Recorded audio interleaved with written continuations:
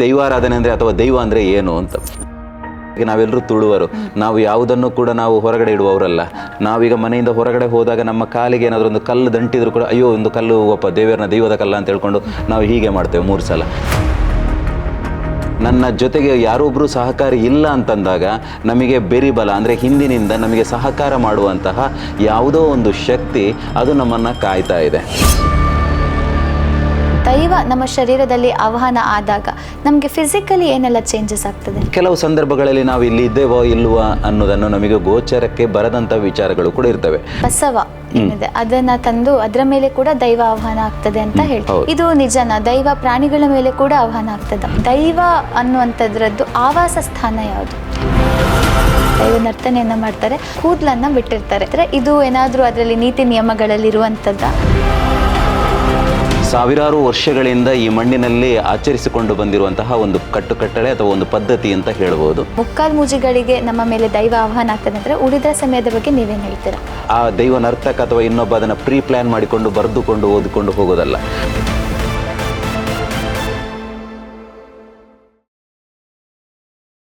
ಎಲ್ಲರಿಗೂ ನಮಸ್ಕಾರ and welcome to Beyond Books by Sam Cam Stories, where experiences becomes knowledge and personality becomes inspiration.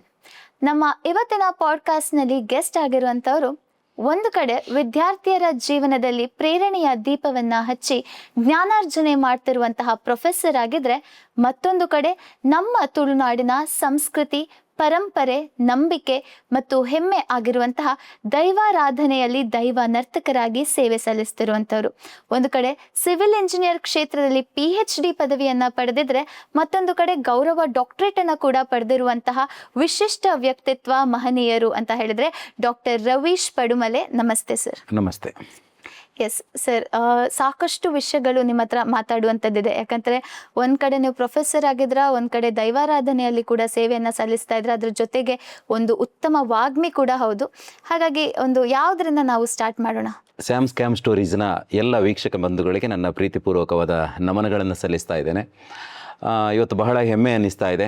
ತುಳುನಾಡಿನ ದೈವದ ಕೊಡಿಯಡಿ ಅಥವಾ ದೈವದ ಚಾಕರಿ ಅಂತ ಏನು ಕರಿತೇವೆ, ಆ ದೈವದ ಚಾಕರಿ ಮಾಡುವ ನಾನೊಬ್ಬ ದೈವ ನರ್ತಕನಾಗಿ ಗುರುತಿಸಿಕೊಂಡಿರುವವನು. ಅದರ ಜೊತೆಗೆ ಪೂಜ್ಯ ಧರ್ಮಾಧಿಕಾರಿಗಳ ಆಶೀರ್ವಾದದಿಂದಾಗಿ ಶ್ರೀ ಕ್ಷೇತ್ರ ಧರ್ಮಸ್ಥಳದ ವತಿಯಿಂದ ನಡೀತಿರುವಂತಹ ಇಂಜಿನಿಯರಿಂಗ್ ಕಾಲೇಜಿನಲ್ಲಿ ಒಬ್ಬ ಸಿವಿಲ್ ವಿಭಾಗದ ಮುಖ್ಯಸ್ಥನಾಗಿ ಕಾರ್ಯನಿರ್ವಹಿಸ್ತಾ ಇದ್ದೇನೆ. ಈ ಸಂದರ್ಭದಲ್ಲಿ 2 ಕ್ಷೇತ್ರಗಳಲ್ಲೂ ಕೂಡ ನಾನು ಕೆಲಸ ಕಾರ್ಯಗಳನ್ನು ಮಾಡ್ತಾ ಇದ್ದೇನೆ.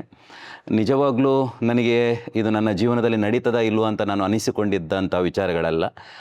ಪೂಜ್ಯ ಕಾವಂದರ ಆಶೀರ್ವಾದ ಆಗಿರ್ಬೋದು, ಅಥವಾ ನನ್ನ ಎಲ್ಲ ಸಾಮಾಜಿಕ ಜೀವನದ ವ್ಯವಸ್ಥೆಗೆ ನನಗೆ ಎಲ್ಲರೂ ನನ್ನ ಹಿರಿಯರಾಗಿರ್ಬೋದು ಅಥವಾ ನನಗೆ ಸಮಾಜದ ಬಂಧುಗಳು ಯಾರಿದ್ದಾರೆ ಅವರೆಲ್ಲರ ಸಹಕಾರದಿಂದ ಈ ಮಟ್ಟಕ್ಕೆ ಬರುವುದಕ್ಕೆ ಸಾಧ್ಯ ಆಯಿತು ಅನ್ನೋದಕ್ಕೆ ಈ ಸಂದರ್ಭದಲ್ಲಿ ಹೇಳಲಿಕ್ಕೆ ಇಷ್ಟಪಡ್ತಾ ಇದ್ದೀನಿ. ಎಸ್, ದೈವಾರಾಧನೆ ಅನ್ನುವಂಥದ್ದು ನಮ್ಮ ದಕ್ಷಿಣ ಕನ್ನಡ ಜಿಲ್ಲೆಯಲ್ಲಿ ಪ್ರಸಿದ್ಧವಾಗಿರುವಂಥದ್ದು ಮತ್ತು ಸಾಕಷ್ಟು ನಂಬಿಕೆಯನ್ನು ಇಟ್ಟಿದ್ದಾರೆ ಜನರು. ಆದರೆ ಇವತ್ತು ಕಾಂತಾರ ಪಿಕ್ಚರ್ ರಿಲೀಸ್ ಆದ ನಂತರ ವರ್ಲ್ಡ್ ವೈಡಲ್ಲಿ ನಮಗೆ ದೈವಾರಾಧನೆ ಬಗ್ಗೆ ಜನರಲ್ಲಿ ಇಂಟ್ರೆಸ್ಟ್ ಕಾಣಿಸ್ತಾ ಇದೆ, ಕ್ಯೂರಿಯಾಸಿಟಿಯನ್ನು ನೋಡ್ಬೋದು, ಹಾಗೆ ಅಲ್ಪ ಸ್ವಲ್ಪ ನಾಲೆಡ್ಜ್ ಕೂಡ ಬಂದಿದೆ. ಬಟ್ ನೀವೊಬ್ಬರು ಪ್ರೊಫೆಸರ್ ಆಗಿದ್ದೀರಾ, ಹಾಗಾಗಿ ಇವತ್ತಿನ ಯೂತಿಗೆ ಯಾವ ರೀತಿ ನೀವು ದೈವಾರಾಧನೆಯನ್ನು ಒಂದು ಸಿಂಪಲ್ ವರ್ಡ್ಸಲ್ಲಿ ಅರ್ಥ ಮಾಡಿಸ್ಬೋದು ಅಂತ ಕೇಳಿದ್ರೆ you are the right person ಅಂತ ನನಗನ್ಸುತ್ತೆ. ಪಾಡ್ಕಾಸ್ಟ್ ನಾವು ಯೂತ್ಗೆ ದೈವಾರಾಧನೆ ಬಗ್ಗೆ ಒಂದು ಸಿಂಪಲ್ ಆಗಿ ಏನೆಲ್ಲ ನಾಲೆಡ್ಜ್ ಕೊಡ್ಬೋದು ಅನ್ನೋದನ್ನ ಎಕ್ಸ್ಪ್ಲೋರ್ ಮಾಡೋಣ. ಖಂಡಿತ. ಇವತ್ತು ದೈವಾರಾಧನೆ ಅಥವಾ ದೈವ ಅಂತ ಏನು ನಾವು ಕರಿತಾ ಇದ್ದೀವಿ ತುಳುನಾಡಿನಲ್ಲಿ, ಇದು ನಿನ್ನೆ ಮೊನ್ನೆಯ ಒಂದು ನಂಬಿಕೆ ಅಲ್ಲ, ನಿನ್ನೆ ಮೊನ್ನೆಯ ಒಂದು ಆರಾಧನಾ ಪದ್ಧತಿ ಅಲ್ಲ. ಸಾವಿರಾರು ವರ್ಷಗಳಿಂದ ಈ ಮಣ್ಣಿನಲ್ಲಿ ಆಚರಿಸಿಕೊಂಡು ಬಂದಿರುವಂತಹ ಒಂದು ಕಟ್ಟುಕಟ್ಟಳೆ ಅಥವಾ ಒಂದು ಪದ್ಧತಿ ಅಂತ ಹೇಳ್ಬೋದು. ಈ ದೈವಾರಾಧನೆ ಅನ್ನುವಂತಹ ಪದ್ಧತಿ ಏನಿದೆ ಅದು ಎಲ್ರಿಗೂ ಅದು ಅಲ್ಲಿ ಪೂರ್ಣಗೊಳ್ಳಬೇಕು ಅಂತಂದರೆ ಸಮಾಜದಲ್ಲಿರುವಂತಹ ಪ್ರತಿಯೊಂದು ಸಮಾಜದವರು ಕೂಡ ಅಲ್ಲಿ ಸೇರಿಕೊಳ್ಬೇಕಾಗತ್ತೆ. ಅದರಲ್ಲಿ ನಾವು ದೈವನರ್ತನ ಮಾಡುವಂತಹ ಯೋಗ ಭಾಗ್ಯ ನಮ್ಮ ಸಮಾಜದವರಿಗೆ ಕೊಟ್ಟಿದ್ದಾರೆ. ಅದೇ ಥರ ಬೇರೆ ಬೇರೆ ಸಮಾಜದವರಿಗೆ ಬೇರೆ ಬೇರೆ ಕರ್ತವ್ಯಗಳನ್ನು ಕೂಡ ನಿಘಂಟು ಮಾಡಿದ್ದಾರೆ. ಇದು ಯಾವುದು ಕೂಡ ನಾವಾಗೆ ನಿರ್ಧಾರ ಮಾಡಿದ್ದು ಅಂತಲ್ಲ. ಹಿರಿಯರು ಅನಾದಿ ಕಾಲದ ಕಟ್ಟು ಪೂರ್ವ ಪದ್ಧತಿ ಅಂತ ಹೇಳ್ತಾರೆ. ಅನಾದಿ ಕಾಲದ ಕಟ್ಟು ಅಂದರೆ ಯಾವ ಕಾಲದಲ್ಲಿ ಅದು ನಿರ್ಮಾಣ ಆಯಿತು ಅನ್ನೋದು ಕೂಡ ನಮಗೆ ಯಾರಿಗೂ ತಿಳಿದಿಲ್ಲ. ಅಂಥ ಸಾವಿರಾರು ವರ್ಷಗಳ ಹಿಂದೆಯೇ ಒಂದು ರೀತಿಯ ಒಂದು ಧಾರ್ಮಿಕ ಚೌಕಟ್ಟಿನ ಒಳಗಡೆಗೆ ಸಮಾಜದ ಪ್ರತಿಯೊಬ್ಬ ಬಂಧು ಕೂಡ ತಾನು ಈ ಕ್ಷೇತ್ರದಲ್ಲಿ ಅಥವಾ ಈ ದೈವಾರಾಧನೆಯ ಕಟ್ಟುಕಟ್ಟಳೆಯಲ್ಲಿ ಪ್ರತಿಯೊಬ್ಬನು ಪಾಲು ಪಡಿಬೇಕು ಅನ್ನುವಂಥ ಅನ್ನುವಂಥ ನಿಟ್ಟಿನಲ್ಲಿ ಒಂದು ನಂಬಿಕೆಯನ್ನು ಇಟ್ಟುಕೊಂಡು ಆರಾಧಿಸಿಕೊಂಡು ಬಂದಿರುವಂತಹ ಒಂದು ಪದ್ಧತಿ. ಅದನ್ನು ನಾವು ದೈವಾರಾಧನೆ ಅಂತ ಹೇಳ್ಬೋದು. ನೀವು ಕೇಳಿದ್ದೀರಿ ದೈವಾರಾಧನೆ ಅಂದರೆ ಅಥವಾ ದೈವ ಅಂದರೆ ಏನು ಅಂತ. ದೈವ ಅನ್ನೋದಾದರೆ ನಾವೀಗ ನಮಗೆ ಹೊಟ್ಟೆಗೆ ಹಸಿವಾಗ್ತದೆ. ಆ ಸಂದರ್ಭದಲ್ಲಿ ನನಗೆ ಹೊಟ್ಟೆಗೆ ಏನು ಗತಿ ಇಲ್ಲ, ನಾನೇನು ಮಾಡಲಿ, ಅಥವಾ ನಾನು ಹೋಗ್ತಾ ಇರುವಂತಹ ದಾರಿಯಲ್ಲಿ ನನಗೇನೋ ಸಮಸ್ಯೆಗಳಾಗ್ತಾ ಇದ್ದಾವೆ, ಅಯ್ಯೋ ನನಗೆ ಯಾರಿದ್ದಾರೆ ಅನ್ನುವಂಥದ್ದು. ಆ ಸಂದರ್ಭದಲ್ಲಿ ನನಗೆ ಯಾರೂ ಇಲ್ಲ, ನನ್ನ ಜೊತೆಗೆ ಯಾರೊಬ್ಬರು ಸಹಕಾರಿ ಇಲ್ಲ ಅಂತಂದಾಗ ನಮಗೆ ಬೆರಿಬಲ ಅಂದರೆ ಹಿಂದಿನಿಂದ ನಮಗೆ ಸಹಕಾರ ಮಾಡುವಂತಹ ಯಾವುದೋ ಒಂದು ಶಕ್ತಿ ಅದು ನಮ್ಮನ್ನು ಕಾಯ್ತಾ ಇದೆ. ಆ ಶಕ್ತಿ ಎಲ್ಲಿದೆ ಅಂತ ಕೇಳಿದರೆ ಆ ಶಕ್ತಿ ನಮಗೆ ಯಾರಿಗೂ ನೋಡಲಿಕ್ಕಾಗೋದಿಲ್ಲ. ಆ ಶಕ್ತಿಯನ್ನು ನಮಗೆ ಯಾರಿಗೂ ಕೈಯಲ್ಲಿ ಹಿಡಿಯೋದಕ್ಕಾಗೋದಿಲ್ಲ. ಅದನ್ನು ಹೋಗಿ ಮುಟ್ಟಿ ನಾನು ಮಾತಾಡ್ತೀನಿ ಅಂತಂದರೆ ನಮಗೆ ಯಾರಿಗೂ ಮಾತಾಡೋದಕ್ಕಾಗೋದಿಲ್ಲ. ಆ ಶಕ್ತಿಯನ್ನು ಯಾವ ನಂಬಿಕೆಯನ್ನು ನಾವು ಇಟ್ಕೊಂಡಿದ್ದೇವೋ ಆ ನಮ್ಮ ಹೃದಯದಲ್ಲಿರುವಂತಹ ದೇವರು ಅಥವಾ ಹೃದಯದಲ್ಲಿರುವಂತಹ ಶಕ್ತಿ ಏನಿದೆ ಅದನ್ನೇ ನಾವು ದೈವ ಅಂತ ನಂಬಿಕೊಂಡು ಬಂದಿರುವಂಥದ್ದು. ಆ ದೈವದ ಕಟ್ಟುಕಟ್ಟಳೆಗಳು, ಆ ದೈವದ ಪದ್ಧತಿಗಳು ಏನಿದ್ದಾವೆ ಅದಕ್ಕೊಂದು ವಿಶಿಷ್ಟವಾದ ಒಂದು ಚಂದದ ಒಂದು ಕಲ್ಪನೆ ಕೊಟ್ಟು ಅದಕ್ಕೊಂದು 16 ಕಟ್ಟಳೆ, 16 ವರ್ಗಗಳು, ಒಂದಷ್ಟು ಪದ್ಧತಿಗಳನ್ನು ಇಟ್ಟುಕೊಂಡು ಒಂದು ವ್ಯವಸ್ಥಿತ ರೂಪವಾದಂತಹ ಮೌಖಿಕವಾಗಿಯೇ ಬೆಳೆದುಕೊಂಡು ಬಂದಂತಹ ಒಂದು ಪದ್ಧತಿ ಅಂತಂದರೆ ಅದು ದೈವಾರಾಧನೆ ಅಂತ ಹೇಳ್ಬೋದು. ದೈವಾರಾಧನೆ ಅಂದ್ರೆ ಒಂದು ಶಕ್ತಿ ಅಂತ ಹೇಳಿದ್ರೆ ಅದ್ರ ಕಟ್ಟಳೆಗಳ ಬಗ್ಗೆ ಕೂಡ ನೀವು ಹೇಳಿದ್ದೀರಾ. ಇದ್ರ ಬಗ್ಗೆ ಇನ್ನಷ್ಟು ಮಾಹಿತಿಯನ್ನ ನಾವು ಮುಂದೆ ಪಡ್ಕೊಳ್ಳೋಣ. ಅದಕ್ಕಿಂತ ಮುಂಚೆ ನಿಮ್ಮ ಒಂದು ಪರ್ಸನಲ್ ಲೈಫ್ ಅಲ್ಲಿ ದೈವಾರಾಧನೆ ಅಥವಾ ದೈವ ನರ್ತಕರಾಗಿರುವಂತಹ ಈ ಪಯಣ ಹೇಗೆ ಆರಂಭವಾಯಿತು? ಇದು ವಂಶ ಪಾರಂಪರ್ಯದಿಂದ ಬಂತ ಅಥವಾ ಹೇಗೆ ನಿಮ್ಮ ಈ ಒಂದು ಜರ್ನಿ ಸ್ಟಾರ್ಟ್ ಆಯಿತು? ಖಂಡಿತ ಸತ್ಯ. ಈಗ ನಮ್ಮ ಏನು ಮನುಷ್ಯನ ಬದುಕು ಏನಿದೆ ಅಥವಾ ಮಾನವ ಜನ್ಮ ಏನು ಈ ಭೂಲೋಕದಲ್ಲಿದೆ, ಇಲ್ಲಿ ನಮ್ಮ ತುಳುನಾಡಿನಲ್ಲಿ ಬೇರೆ ಬೇರೆ ಜಾತಿ ಸಮುದಾಯದವರು ಇದ್ದಾರೆ. ಈ ಸಮುದಾಯಗಳಲ್ಲಿ ನಮ್ಮ ಸಮುದಾಯದವರಿಗೆ ಕೊಟ್ಟಿರುವಂತಹ ಕೆಲಸ ಕಾರ್ಯಗಳು ಏನಂತಂದರೆ ದೈವದ ಕೊಡಿಯಡಿಯಲ್ಲಿರುವಂತಹ ದೈವಗಳ ಚಾಕ್ರಿಯನ್ನು ಮಾಡುವಂಥದ್ದು. ಅದರಲ್ಲೂ ನಾನು ಪಡುಮಲೆಯ ನಿವಾಸಿಯಾಗಿದ್ದು ಆ ಪಡುಮಲೆಯಲ್ಲಿ ನನ್ನ ಹಿರಿಯರು ಆರಾಧಿಸಿಕೊಂಡು ಬಂದಿರುವಂತಹ ಕೆಲವೊಂದು ರಾಜನ್ ದೈವಗಳ ಚಾಕ್ರಿ ಇದೆ. ಆ ಚಾಕ್ರಿಗಳನ್ನು ವಂಶ ಪಾರಂಪರ್ಯವಾಗಿ ಮಾಡಿಕೊಂಡು ಬರುವಂಥದ್ದು ಪದ್ಧತಿ. ನಮ್ಮದಿವಾಗ ಅಳಿಯಕಟ್ಟು ಪದ್ಧತಿಯನ್ನು ಪಡುಮಲೆಯಲ್ಲಿ ಆಚರಿಸುವುದರಿಂದ ಆ ಮಾವನಿಂದ ಅಳಿಯನಿಗೆ ಬರುವಂಥದ್ದು. ಆ ಅಳಿಯ ನಾನು ಈಗ ಆ ಕಾರ್ಯವನ್ನು ನಿರ್ವಹಿಸಲೇಬೇಕಾದದ್ದು. ಆದರೆ ಇದು ಏಕಾಏಕಿ ನಾನು ಪ್ರಾಯ ಬಂದಾಗ ಅದನ್ನು ಹೋಗಿ ಅಲ್ಲಿ ನರ್ತನ ಸೇವೆಯನ್ನು ಮಾಡುವಂಥದ್ದಲ್ಲ. ಆ ನರ್ತನ ಸೇವೆಯನ್ನು ಮಾಡಬೇಕು ಅಂತಂದರೆ ನಾನು ಬಾಲ್ಯದಿಂದಲೇ ಆ ದೈವ ನರ್ತನ ಮಾಡುವಂತಹ ನನ್ನ ಹಿರಿಯರು ಯಾರಿದ್ದಾರೆ ಅವರ ಬೆನ್ನ ಹಿಂದೆಯೇ ಆ ದೈವದ ಕೊಡಿಯಡಿಗೆ ಹೋಗಿ ಅಲ್ಲಿ ಅದನ್ನು ವೀಕ್ಷಣೆ ಮಾಡಬೇಕು.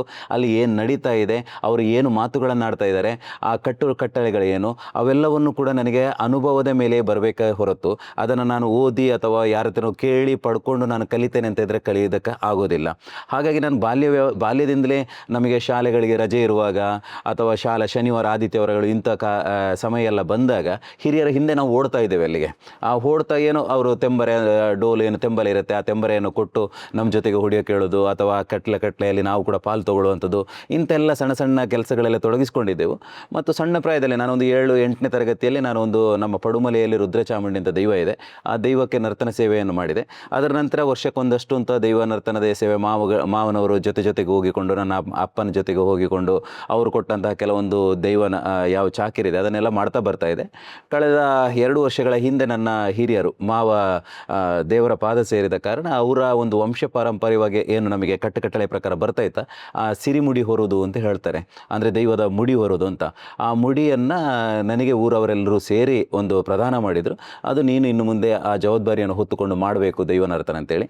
ಹಾಗಾಗಿ ಆ ಹಿರಿಯರು ಮಾಡಿದ ಚಾಕರಿಯನ್ನು ಇವಾಗ ಸದ್ಯಕ್ಕೆ ನಾನು ಅದನ್ನು ಮಾಡಿಕೊಂಡು ಬರ್ತಾ ಇದ್ದೇನೆ. Yes, very beautifully said. ನೀವು ಹೇಳಿದ್ರೆ ಅನುಭವನೇ ಒಂದು ಕಲಿಕೆ ಆಯಿತು ನನಗೆ ಅಂತ. ನಮ್ಮ ಸ್ಯಾಮ್ ಕ್ಯಾಮ್ ಸ್ಟೋರೀಸ್ ಬಿಯಾಂಡ್ ಬುಕ್ಸ್ನ ಟ್ಯಾಗ್ಲೈನ್ ಕೂಡ ಅದೇ, ಎಕ್ಸ್ಪೀರಿಯನ್ಸಸ್ ಬಿಕಮ್ಸ್ ನಾಲೆಡ್ಜ್ ಅಂತ. ಸೊ ನೀವು ಅದಕ್ಕೆ ಪರ್ಫೆಕ್ಟ್ ಎಕ್ಸಾಂಪಲ್. ಈಗ ನಾವು ಕಾಂತಾರ ಮೂವಿಯಲ್ಲಿ ಒಂದಷ್ಟು ಸೀನ್ಸನ್ನು ನೋಡ್ತೇವೆ. ಅದರಲ್ಲಿ ಏನಂತ ಹೇಳಿದರೆ ಯಾವಾಗ ದೈವಾರಾಧನೆ ನಮ್ಮ ದೈವ ಆಹ್ವಾನ ಆಗ್ತದೋ ಅದಕ್ಕೂ ಮುನ್ನ ಅವರ ಲೈಫಲ್ಲಿ ಒಂದಷ್ಟು ಕನಸುಗಳು ಬೀಳುವಂಥದ್ದಾಗಿರ್ಬೋದು ಅಥವಾ ಯಾವುದಾದ್ರು ದೈವಾರಾಧನೆಗೆ ಸಂಬಂಧಪಟ್ಟಿರುವಂಥ ಇನ್ಸಿಡೆಂಟ್ಸ್ ಅವರ ಒಂದು ಲೈಫಲ್ಲಿ ನಡೀತದೆ. ಅಂಥದ್ದು ರಿಯಲ್ ಲೈಫಲ್ಲಿ ಕೂಡ ಆಗ್ತದೆ. ಬಿಕಾಸ್ ನಮಗೆ ಈಗ ಮೂವಿ ನೋಡಿ ನಮ್ದೇನು ಕಲ್ಪನೆ ಅಂದರೆ ಬಹುಶಃ ಎಲ್ಲರಿಗೂ ಇಂಥದ್ದೆಲ್ಲ ಎಕ್ಸ್ಪೀರಿಯನ್ಸ್ ಆಗ್ತದೆ. ಸೊ ನಿಮ್ಮ ಪರ್ಸನಲ್ ಜರ್ನಿಯಲ್ಲಿ ಅಂಥದ್ದೇನಾದರೂ ಎಕ್ಸ್ಪೀರಿಯನ್ಸ್? ಖಂಡಿತ ಆಗುತ್ತೆ. ನಮ್ಮ ತುಳುನಾಡಿನ ದೈವಗಳು ಹೇಗೆ ಅಂತ ಹೇಳಿದರೆ ಆ ದೈವಗಳನ್ನು ನೀವು ಯಾವ ರೀತಿಯಲ್ಲಿ ನಂಬ್ತೀರಾ, ನಂಬಿದ ಮೇಲೆ ನಮಗೆ ಇಂಬು ಕೊಡುವಂಥದ್ದು. ಇಂಬು ಅಂತಂದರೆ ನಾವು ಎಷ್ಟು ಅದನ್ನು ಆರಾಧನೆ ಮಾಡಿಕೊಂಡು ಎಷ್ಟು ನಾವು ಶಕ್ತಿಯ ಮೀರಿ ಅವರನ್ನು ಆರಾಧಿಸ್ಕೊಂಡು ಬರ್ತೇವೋ ಅವರು ಅದಕ್ಕಿಂತ 10 ಪಟ್ಟು 100 ಪಟ್ಟು ಹೆಚ್ಚು ನಮ್ಮನ್ನು ಅವರು ರಕ್ಷಿಸ್ತಾ ಇರ್ತಾರೆ, ನಮ್ಮನ್ನು ಅವರು ಇಂಬು ಕೊಟ್ಟು ಸಾಕ್ತಾರೆ ಅಂತೇಳಿ. ಅದಕ್ಕೆ ಹೇಳೋದು ದೈವದಲ್ಲಿ ನಂಬಿನಾಗಿ ಇಂಬು ಕುರುಪುನಂಚಿನ ಸತ್ಯವು ಅಂತ ಕರೆದಿದ್ದಾರೆ. ನಮ್ಮ ಹಿರಿಯರೆಲ್ಲರೂ ಆ ದೈವ ದೈವವನ್ನು ಶಕ್ತಿ ಅಂತ ಕರೆದ್ರು, ಅವರೆಲ್ಲರೂ ಸತ್ಯ ಅಂತ ಕರೆದ್ರು. ಆ ಸತ್ಯ ಏನಿದೆ ಆ ಸತ್ಯ ತನ್ನನ್ನು ತಾನು ತೋರ್ಪಡಿಸಬೇಕಾದಂತಹ ವ್ಯವಸ್ಥೆಗಳು. ನೀವೀಗ ಧರ್ಮಸ್ಥಳ ಕ್ಷೇತ್ರ ಮಹಾತ್ಮೆ ನೋಡಿರ್ಬೋದು. ಆ ಕ್ಷೇತ್ರ ಮಹಾತ್ಮೆಯಲ್ಲೂ ಕೂಡ ಅಣ್ಣಪ್ಪ ತಾನು ಇಲ್ಲಿ ದೈವವಾಗಿ ಬಂದಿದ್ದೇನೆ ಅನ್ನುವಂಥ ವಿಚಾರವನ್ನು ತಿಳಿಯಪಡಿಸುವುದು ಹೇಗೆ? ಒಂದು ಕನಸಿನಲ್ಲಿ ಬಂದು ತಿಳಿಯಪಡಿಸೋದು. ಅದೇ ರೀತಿ ಆ ದೈವ ತನ್ನನ್ನು ತಾನು ತೋರ್ಪಡಿಸಿಕೊಳ್ಬೇಕು, ನಾನು ಇಲ್ಲಿ ಇದ್ದೇನೆ ಅನ್ನುವಂತಹ ಒಂದು ವಿಚಾರವನ್ನು ತೋರಿಸಬೇಕು ಅಂತಂದಾಗ ಹೆಚ್ಚಿನ ಕಡೆಗಳಲ್ಲಿ ಅವರಿಗೆ ಸ್ವಪ್ನದ ಮೂಲಕ ಬರುವಂಥದ್ದು, ಅಂದರೆ ಕನಸಿನ ಮೂಲಕ ಬರುವಂಥದ್ದು. ದೈವ ಕೂಡ ಹೇಳುವಂಥದ್ದು ಇರ್ತದೆ ಕೆಲವು ಕಡೆ, ಅಂದರೆ ದೈವ ನುಡಿಯುವಾಗ ಹೇಳುವಂಥದ್ದು ಇರ್ತದೆ, ಯಾನ ಕನಟ್ಟು ಬತ್ತನಿಗ್ಲಿಗೆ ತೆರಿಪಾದು ಕೊರುವೆ ಅಂತೇಳಿ, ಅಂದರೆ ನಿಮಗೆ ಆ ವಿಚಾರವನ್ನು ತಿಳಿಸಿಕೊಡುತ್ತೇನೆ ಅಂತೇಳಿ. ಅಂದರೆ ದೈವ ಯಾವತ್ತೂ ಕೂಡ ನಮ್ಮ ಮುಂದೆ ಬಂದು ಅದನ್ನು ಯಾವುದೇ ವಿಚಾರಗಳನ್ನು ಹೇಳೋದಿಲ್ಲ. ತನ್ನ ಇರುವಿಕೆ ಮತ್ತು ತನ್ನ ಮೇಲೆ ಯಾವ ರೀತಿಯ ವಿಚಾರಧಾರೆಗಳಿರ್ತವೆ ಅವುಗಳನ್ನು ತನ್ನ ನಂಬಿದ ಸಂಸಾರಗಳಿಗೆ, ಅಂದರೆ ನಂಬಿದ ಕುಟುಂಬಗಳಿಗೆ ತಿಳಿಸಬೇಕು ಅಂತಂದರೆ ಖಂಡಿತವಾಗ್ಲೂ ಅದು ಕನಸಿನ ಮುಖೇನವೇ ತೋರಿಸುವಂಥದ್ದನ್ನು ನಾವು ಕೆಲವು ಕಡೆಗಳಲ್ಲಿ ನೋಡ್ತೇವೆ ನಾವು. ಓಕೆ, ದೈವ ಅನ್ನುವಂಥದ್ದು ಇವತ್ತು ವಿವಿಧ ಪ್ರಕಾರದ ದೈವಗಳನ್ನು ನಾವು ನೋಡ್ಬೋದು. ಈಗ ಪಂಜುರ್ಲಿ, ಗುಳಿಗ, ಆ ರೀತಿ ಹೆಸರುಗಳು ಕೂಡ ವಿವಿಧ ಪ್ರಕಾರದ್ದಿವೆ. ಈಗ ನಾವು ಒಬ್ಬ ದೈವ ನರ್ತಕರಾಗಿ ಈ ದೈವ ಚಾಕ್ರಿಯನ್ನು, ಇಂಥ ದೈವದ ಚಾಕ್ರಿ ಇಂಥವರೇ ಮಾಡಬೇಕು ಎನ್ನುವಂಥದ್ದು ಹೇಗೆ ನಿರ್ಧಾರ ಆಗ್ತದೆ? ಈಗ ನೋಡಿ, ದೈವಗಳಲ್ಲಿ ಬೇರೆ ಬೇರೆ ವಿಧದ ದೈವಗಳಿರ್ತವೆ. ಪ್ರಾಣಿ ಇದಕ್ಕೆ ಸಂಬಂಧಪಟ್ಟದ್ದಾಗಿರ್ಬೋದು, ಅಥವಾ ದೇವರಿಂದ ನೇರವಾಗಿ ಬಂದಿರುವಂತಹ ಶಕ್ತಿಗಳಾಗಿರ್ಬೋದು. ಇಂತಹ ಶಕ್ತಿಗಳಿಗೆ ನಮ್ಮ ತುಳುನಾಡಿನಲ್ಲಿ ಒಂದಷ್ಟು ಬೇರೆ ಬೇರೆ ಸಮಾಜದ ಬಂಧುಗಳಿರ್ತಾರೆ. ಆಯಾಯ ಸಮಾಜದ ಬಂಧುಗಳಿಗೆ ಇಂತಿಂಥ ದೈವ ಅಂತ ಹೇಳಿಕೊಂಡು ಹಿಂದಿನ ಕಾಲದಿಂದಲೂ ಹಾಕಿಕೊಂಡು ಬಂದಿದ್ದಾರೆ, ಹಿಂದಿನ ಕಾಲದಿಂದಲೂ ನಡ್ಕೊಂಡು ಬಂದಿದ್ದಾರೆ. ಹಾಗಂತೇಳಿ ಆ ಸಮಾಜದವರು ಅದೇ ಮಾಡಬೇಕು ಅಂತ ಹೇಳಿ ಎಲ್ಲೂ ಇಲ್ಲ. ಒಂದು ಭಾಗದಲ್ಲಿ ಆ ಸಮಾಜದವರು ಇವರು ಇದನ್ನೇ ಮಾಡಿದರೆ, ಇನ್ನೊಂದು ಭಾಗಕ್ಕೆ ಹೋದಾಗ ಇವರು ಮಾಡುವ ದೈವವನ್ನು ಇನ್ನೊಬ್ಬರು ಮಾಡ್ತಾರೆ. ಹಾಗಂತೇಳಿ ಆ ದೈವಾರಾಧನೆ ನಡೆಯುವಾಗ ಈ ದೈವದ ಕಟ್ಲೆಗಳೇನಿದ್ದಾವೆ, ಈ ದೈವ ಅನ್ನೋದು ಏನಿದೆ, ಶಕ್ತಿ ಏನಿದೆ, ಆ ವ್ಯಕ್ತಿಯ ಒಳಗಡೆಯಿಂದ ಬಂದು ಆ ವ್ಯಕ್ತಿಯ ಮೂಲಕವಾಗಿ ಅದರ ಶಕ್ತಿಯನ್ನು ತೋರಿಸುವಂಥದ್ದನ್ನು ನಾವು ನಡೆಯುವುದು. ಈಗ ನಮ್ಮದೇ ಉದಾಹರಣೆ ತಗೊಂಡ್ರೆ, ನಮ್ಮ ಸಮುದಾಯಕ್ಕೆ, ನಮ್ಮಲ್ಲಿ ನಾವು ಪಡುಮಲೆಯ ಕುಟುಂಬಕ್ಕೆ ಸಂಬಂಧಪಟ್ಟವರಾದ ಕಾರಣದಿಂದಾಗಿ ನಮಗೆ ಬಂದಿರುವಂಥದ್ದು ರಾಜನ್ ದೈವಗಳ ಚಾಕರಿ ಮಾಡುವಂಥದ್ದು. ಇಲ್ಲಿ ನನ್ನ ಕಿವಿಗೆ ಕೊಟ್ಟಿರುವಂತಹ ಕರ್ಣಕುಂಡಲಾಗಿರ್ಬೋದು, ಕೈಗೆ ಇಟ್ಟಿರುವಂತಹ ಬಳೆಗಳಾಗಿರ್ಬೋದು, ಇವುಗಳೆಲ್ಲವೂ ಕೂಡ ಒಂದು ಕಟ್ಟಳೆಗಳು. ಉಳ್ಳಾಕುಲು, ಕಿನ್ನಿಮಾಣಿ, ಪೂಮಾಣಿ ದೈವಗಳಿಗೆ ಹಿಂದಿನಿಂದಲೂ ರಾಜನ್ ದೈವಗಳ ಚಾಕರಿ ಮಾಡ್ತಾ ಬರುವಂತಹ ಒಂದು ಕುಟುಂಬದವರು ಆದ ಕಾರಣ ಅದನ್ನು ನಾವು ಈಗಲೂ ಕೂಡ ಅದನ್ನು ಅದೇ ರೀತಿಯಾಗಿ ಮುಂದುವರಿಸ್ತಾ ಇದ್ದೇವೆ. ಹಾಗಾಗಿ ರಾಜನ್ ದೈವಗಳ ಒಂದು ವಿಚಾರವಾಗಿ ನಮ್ಮನ್ನು ಚಾಕರಿ ಮಾಡಿಸೋದು, ಅಥವಾ ಇನ್ನೊಂದು ಕಡೆಗೆ ಹೋದಾಗ ಇನ್ನೊಬ್ಬರನ್ನು ಚಾಕರಿ ಮಾಡಿಸೋದು, ಇಂಥದೇ ಪರ್ಟಿಕ್ಯುಲರ್ ಆಗಿ ಅವರೇ ಮಾಡಬೇಕು ಇವರೇ ಮಾಡಬೇಕು ಅಂತ ಕೆಲವು ಕಡೆ ಪದ್ಧತಿ ಇದ್ರೂ ಕೂಡ, ಆದರೆ ಅದೇ ಪದ್ಧತಿ ಇನ್ನೊಂದು ಕಡೆಗೆ ಹೋಗಾಗ ಅದು ಆಚೆ ಈಚೆ ಆಗಿರ್ತದೆ. ಹಾಗಂತೇಳಿ ದೈವದ ಚಾಕರಿ ಮಾಡುವಂತಹ ಬೇರೆ ಬೇರೆ ವರ್ಗಗಳಿರ್ತಾರೆ. ಆ ವರ್ಗಗಳು ಎಲ್ಲರೂ ಕೂಡ ಎಲ್ಲ ದೈವಗಳ ಚಾಕರಿ ಕೂಡ ಮಾಡ್ತಾ ಇರ್ತಾರೆ. ಓಕೆ, ಈಗ ನಾವು ನೋಡ್ಬೋದು, ದೈವ ಅಂತ, ದೇವರು ಅಂತ ಹೇಳಿದ್ರೆ ಅವರು ಸ್ವರ್ಗಲೋಕದಲ್ಲಿರ್ತಾರೆ, ಮನುಷ್ಯರು ಅಂತ ಹೇಳಿದ್ರೆ ಭೂಮಿಯಲ್ಲಿದ್ದಾರೆ. ಹಾಗೆ ದೈವ ಅನ್ನುವಂಥದ್ರದ್ದು ಆವಾಸ ಸ್ಥಾನ ಯಾವುದು? ದೈವದ ಆವಾಸ ಸ್ಥಾನ ಯಾವುದು ಅಂತ ಕೇಳಿದರೆ ಖಂಡಿತವಾಗ್ಲೂ ನಮ್ಮ ಹೃದಯದ ಒಳಗಡೆನೇ ಇರುವುದು. ಊಡಲ ದೇವರು ಅಂತ ಹೇಳ್ಬೋದು. ನಮ್ಮ ಹೃದಯದ ಒಳಗಡೆನೇ ನಮ್ಮ ದೈವಗಳಿರ್ತವೆ. ನಾವು ನಂಬಿದ ದೇವರು ಎಲ್ಲಿರ್ತಾರೆ ಅಂತ ಕೇಳಿದರೆ ನಮ್ಮ ಹೃದಯದಲ್ಲೇ ಇರ್ತಾರೆ. ನಾವು ಅವರನ್ನು ಯಾವ ರೀತಿಯಾಗಿ ನಾವು ಅವ್ರನ್ನ ಪೂಜೆ ಮಾಡ್ತೀವಿ, ಅದೇ ಥರ ಆ ದೈವಗಳು ಕೂಡ ಇರ್ತವೆ. ನಾವು ಹೇಳೋದೇನು, ಆ ಶಕ್ತಿ ಎಲ್ಲೋ ಒಂದು ಕಡೆಗಿದೆ, ಆ ಶಕ್ತಿ ನಮ್ಮ ಹೃದಯದಲ್ಲೇ ಇರ್ಬೋದು, ಅದನ್ನೇ ನಾವು ಪೂಜೆ ಮಾಡ್ಬೋದು. ಆದರೆ ಆ ದೈವಗಳನ್ನು ನಾವು ನಂಬಬೇಕು ಅಂತಂದರೆ ಕೆಲವೊಂದು ನಮಗೆ ಅಲ್ಲಿ ಕಾಣಬೇಕಾಗತ್ತೆ ಆಕಾರಗಳು. ಆ ದೈವದ ಮೊಗ ಕಾಣಬೇಕು, ನಮಗೆ ದೈವದ ಕಡ್ಸಲೆ ಕಾಣಬೇಕು, ದೈವದ ಮಂಚಾವು ಕಾಣಬೇಕು. ಅದನ್ನು ನೋಡಿದ ತಕ್ಷಣ ನಮಗೊಂದು ಭಕ್ತಿ ಭಾವ ಬರ್ತದೆ, ಆಶೀರ್ವಾದ ಕೊಡ್ತಾವ. ಆ ದೈವಗಳನ್ನು ನಾವು ಹೋಗಿ ಏನು ಆ ದೈವಗಳ ಹತ್ರ ಬೇಡಿಕೊಳ್ತೇವೋ ಆವಾಗ ನಮಗೊಂದು ಮಣೆ ಮಂಚವು ಬೇಕು, ಅಲ್ಲಿ ಮೊಗ ಅಥವಾ ಕಟ್ಸಲೆಗಳು ಬೇಕು. ಇವೆಲ್ಲ ವ್ಯವಸ್ಥೆಗಳಿದ್ದಾಗ ನಾವು ಅದನ್ನು ಒಂದು ವ್ಯವಸ್ಥೆ ಅಂತ ನೋಡ್ಕೊಳ್ಬೋದು. ಅದಾದ ನಂತರ ಅಲ್ಲಿ ಕಣ್ಣಿಗೆ ಕಾಣದ ಶಕ್ತಿ ಇದೆಯಲ್ಲ ಮಾಯಾಲೋಕದಲ್ಲಿ, ಆ ಮಾಯಾಲೋಕದಲ್ಲಿರುವಂತಹ ಶಕ್ತಿಯಲ್ಲಿ ಕುಟುಂಬದವರಿಗೆ ಒಂದು ಮಾತುಕತೆ ನಡಿಬೇಕಲ್ಲ. ಮಾತುಕತೆ ಮಾಡಬೇಕು ಅಂತಂದಾಗ ಆ ಮಾಯದಲ್ಲಿರುವ ಶಕ್ತಿ ಜೋಗದಲ್ಲಿ ಉಂಟಾಗೋದು ಅಂತೇಳಿ. ಆ ಜೋಗದಲ್ಲಿ ಉಂಟಾಗುವಾಗ 16 ವರ್ಗದ ಸಮಾಜದ ಬಂಧುಗಳನ್ನು ಕರೆಸಿ, ನಮ್ಮಂತಹ ದೈವನರ್ತಕರನ್ನು ಕರೆಸಿ, ಅಲ್ಲಿ ಆ ದೈವಗಳಿಗೆ ಬೇಕಾದ ಕಟ್ಟುಕಟ್ಟಳೆಯನ್ನು ಮಾಡಿಕೊಂಡು ಜೋಗದಲ್ಲಿ ಆ ದೈವವನ್ನು ಬರಿಸಿ ಅವರ ಹತ್ರ ನೇರ ಮಾತುಕತೆ ಮಾಡುವಂತಹ ಪದ್ಧತಿ ಅದನ್ನು ದೈವಾರಾಧನೆ ಅಂತ. ಓಕೆ, ಈಗ ನೀವಂದ್ರೆ 16 ವರ್ಗದವರು ಇರ್ತಾರೆ, 16 ಕಟ್ಟಳೆಗಳಿರ್ತಾರೆ ಅಂತ, ಇದರ ಬಗ್ಗೆ ವಿಸ್ತಾರವಾಗಿ ಹೇಳೋದಾದ್ರೆ ಏನು ಹೇಳ್ತೀರಾ? 16 ಕಟ್ಟಳೆ ಅಂದರೆ ಈ ಸಮಾಜದಲ್ಲಿ ನಾನು 16 ವರ್ಗಗಳು ಹೇಳಿದರೂ ಕೂಡ ಈ ಸಮಾಜದಲ್ಲಿರುವಂಥ ಯಾವೆಲ್ಲ ಸಮಾಜದ ಬಂಧುಗಳಿರ್ತಾರೆ ಅವರೆಲ್ಲರಿಗೂ ಕೂಡ ಒಂದೊಂದು ಚಾಕಿರಿ ಅಂತ ಕೊಟ್ಟಿರ್ತಾರೆ. ಈಗ ನಮಗೆ ದೈವ ನರ್ತನ ಕೊಟ್ಟ ಹಾಗೇನೆ ಕೆಲವರಿಗೆ ಗುತ್ತಿನದ್ದು ಇದನ್ನು ಕೊಟ್ಟಿರ್ತಾರೆ, ಅಥವಾ ಇನ್ನು ಕೆಲವರಿಗೆ ಜೀಟಿಗೆ ಹಿಡಿಯುವಂಥ ಕೆಲಸ ಕಾರ್ಯಗಳಿಗೆ ಕೊಟ್ಟಿರ್ತಾರೆ, ಇನ್ನು ಕೆಲವರಿಗೆ ಪಂಚಚೀಟಿಗೆ ಹಿಡಿಯುವಂಥ ಕೆಲಸ ಕಾರ್ಯಗಳು ಕೊಟ್ಟಿರ್ತಾರೆ, ಇನ್ನು ಕೆಲವರಿಗೆ ಸೇರಿಗಾರ ಅಂತ ಹೇಳ್ತಾರೆ, ಅಥವಾ ಇನ್ನೊಂದು ಸಮುದಾಯದವರಿಗೆ ಡೋಲು ವಾದ್ಯಗಳು ಇಂಥದ್ದು ಕೊಟ್ಟಿರ್ತಾರೆ, ಇನ್ನೊಂದು ಅದನ್ನು ಪೂಜೆ ವಿಧಿವಿಧಾನಗಳನ್ನು ಮಾಡಲಿಕ್ಕೆ ಕೊಟ್ಟಿರ್ತಾರೆ, ಇನ್ನು ಕೆಲವರಿಗೆ ಗಡಿ ಪ್ರದಾನವನ್ನು ಕೊಟ್ಟಿರ್ತಾರೆ, ಅಥವಾ ಕೆಲವರನ್ನು ಬರ್ಕೆಗಳು ಅಂತ ವಿಂಗಡಣೆ ಮಾಡಿರ್ತಾರೆ. ಹಾಗೆ 16 ಗುತ್ತು, 16 ಬರ್ಕೆಗಳು, 16 ಒಳಗುತ್ತುಗಳು, 16 ಒಳಬರ್ಕೆಗಳು, ಈ ಥರದ ಬೇರೆ ಬೇರೆ ಕಟ್ಟುಪಾಡು. ಅಂತೂ ಒಟ್ಟಿನಲ್ಲಿ ಹೇಳುವುದಾದರೆ ಸಮಾಜದಲ್ಲಿ ಇರುವಂತಹ ಪ್ರತಿಯೊಬ್ಬ ಮೇಲ್ವರ್ಗ ಇರಲಿ ಅಥವಾ ಕೆಳವರ್ಗ ಅಂತ ಏನು ನಾವು ಇಲ್ಲಿ ಹೊರಗಡೆ ನಾವೇನು ಅವರನ್ನು ಗುರುತಿಸ್ತೇವೆ, ಎಲ್ಲ ವರ್ಗದವರು ಸೇರಿಸ್ಕೊಳ್ಬೇಕು. ಆದರೆ ಅವರು ಏನು ಮಾಡಿದ್ದು, ಎಲ್ಲ ವರ್ಗದವರನ್ನು ಸೇರಿಸಿಕೊಂಡು ಕೂಡ ದೈವಾರಾಧನೆಯ ಕೊಡಿಯಡಿಲಿ ಬಂದಾಗ ನೀವೆಲ್ಲರೂ ಒಂದೇ ತಾಯಿಯ ಮಕ್ಕಳಂತ ಇರಬೇಕು ಅಂತ ಹೇಳೋದು.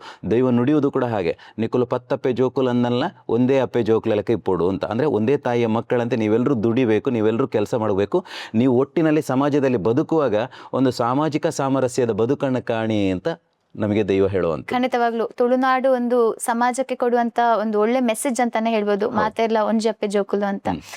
ಈಗ ನೆಕ್ಸ್ಟ್ ದೈವ ನರ್ತಕ ಅಂತ ಹೇಳಿ ಏನು ನಾವು ದೈವಾರಾಧನೆಯ ಸಮಯದಲ್ಲಿ ನೀವು ದೈವ ಕಾರ್ಯವನ್ನ ಮಾಡ್ತೀರಾ, ಆ ಒಂದು ಕಾರ್ಯದ ಬಗ್ಗೆ ಮಾತಾಡ್ತಾ ಹೋಗೋಣ. ಅದರಲ್ಲಿ ಆಗುವಂತ ಚೇಂಜಸ್ ಆಗಿರ್ಬೋದು ಅಥವಾ ಅದಕ್ಕೆ ಸಂಬಂಧಪಟ್ಟ ಕೆಲವೊಂದಷ್ಟು ಪ್ರಶ್ನೆಗಳಿವೆ. ಮೊದಲನೇದಾಗಿ, ಒಂದು ದೈವ ಕಾರ್ಯ ಮಾಡಬೇಕು ಅಂತ ಹೇಳಿದ್ರೆ ಪ್ರಾರಂಭದಿಂದ ಕೊನೆಯ ತನಕ ಏನೆಲ್ಲ ಪ್ರೊಸೀಜರ್ಸ್ ಅನ್ನ ನೀವು ಫಾಲೋ ಮಾಡಬೇಕು? ಅಲ್ಲಿ ಬೇರೆ ಬೇರೆ ಪ್ರಾದೇಶಿಕವಾಗಿ ಇರುವಂತಹ ವಿಚಾರಧಾರೆಗಳು ಇರ್ತವೆ.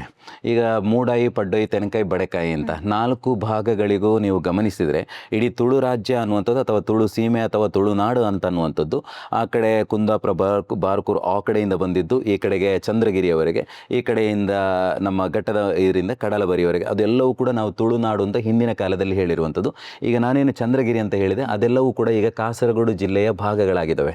ಅಥವಾ ನಾವು ಕುಂಬಳೆ ಸೀಮೆ ಅಂತ ಏನು ಕರಿತೇವೆ ಅವೆಲ್ಲವೂ ಕೂಡ ಈಗ ಕಾಸರಗೋಡು ಭಾಗದಲ್ಲಿದೆ. ಅಲ್ಲಿಯ ಒಂದು ಪದ್ಧತಿಗಳು ಬೇರೆ. ಅಥವಾ ನಮ್ಮ ಈ ಭಾಗಕ್ಕೆ ಬಂದಾಗ ಧರ್ಮಸ್ಥಳ ಅಥವಾ ಬೆಳ್ತಂಗಡಿ ಈ ಭಾಗದಲ್ಲಿ ಬಂದರೆ ಇಲ್ಲಿಯ ಕಟ್ಲೆಗಳು ಬೇರೆ, ಮುಲ್ಕಿ ಆ ಭಾಗಕ್ಕೆ ಹೋದಾಗ ಕಟ್ಲೆಗಳು ಬೇರೆ, ಅಥವಾ ಮಂಗಳೂರಿಗೆ ಹೋದಾಗ ಕಟ್ಲೆಗಳು ಬೇರೆ ಬೇರೆ. ಒಂದೊಂದು ರೀತಿಯ ಪ್ರಾದೇಶಿಕವಾಗಿ ಆ ದೈವವನ್ನು ಯಾವ ರೀತಿಯಾಗಿ ಹಿರಿಯರು ಆರಾಧಿಸಿಕೊಂಡು ಬರ್ತಾ ಇದ್ರ ಅದೇ ರೀತಿಯಲ್ಲಿ ದೈವಗಳು ನಡೆಯುವಂಥದ್ದನ್ನು ನಾವು ನೋಡಿಕೊಂಡು ಬರುವಂಥದ್ದು. ಈಗ ಕುಂಬಳೆ ಸೀಮೆ ಅಥವಾ ಪುತ್ತೂರು ಆ ಭಾಗಕ್ಕೆ ಹೋದರೆ ಅಲ್ಲಿ ನೇರವಾಗಿ ದೈವ ಅಣಿಯೇರಿ ಮತ್ತು ಗಗ್ಗರೆಲ್ಲ ಮೊದಲೇ ಕಟ್ಟಿಕೊಂಡು ಆಮೇಲೆ ಬಂದು ದೈವ ಆಗುವಂಥ ಕೆಲಸ ಕಾರ್ಯಗಳು.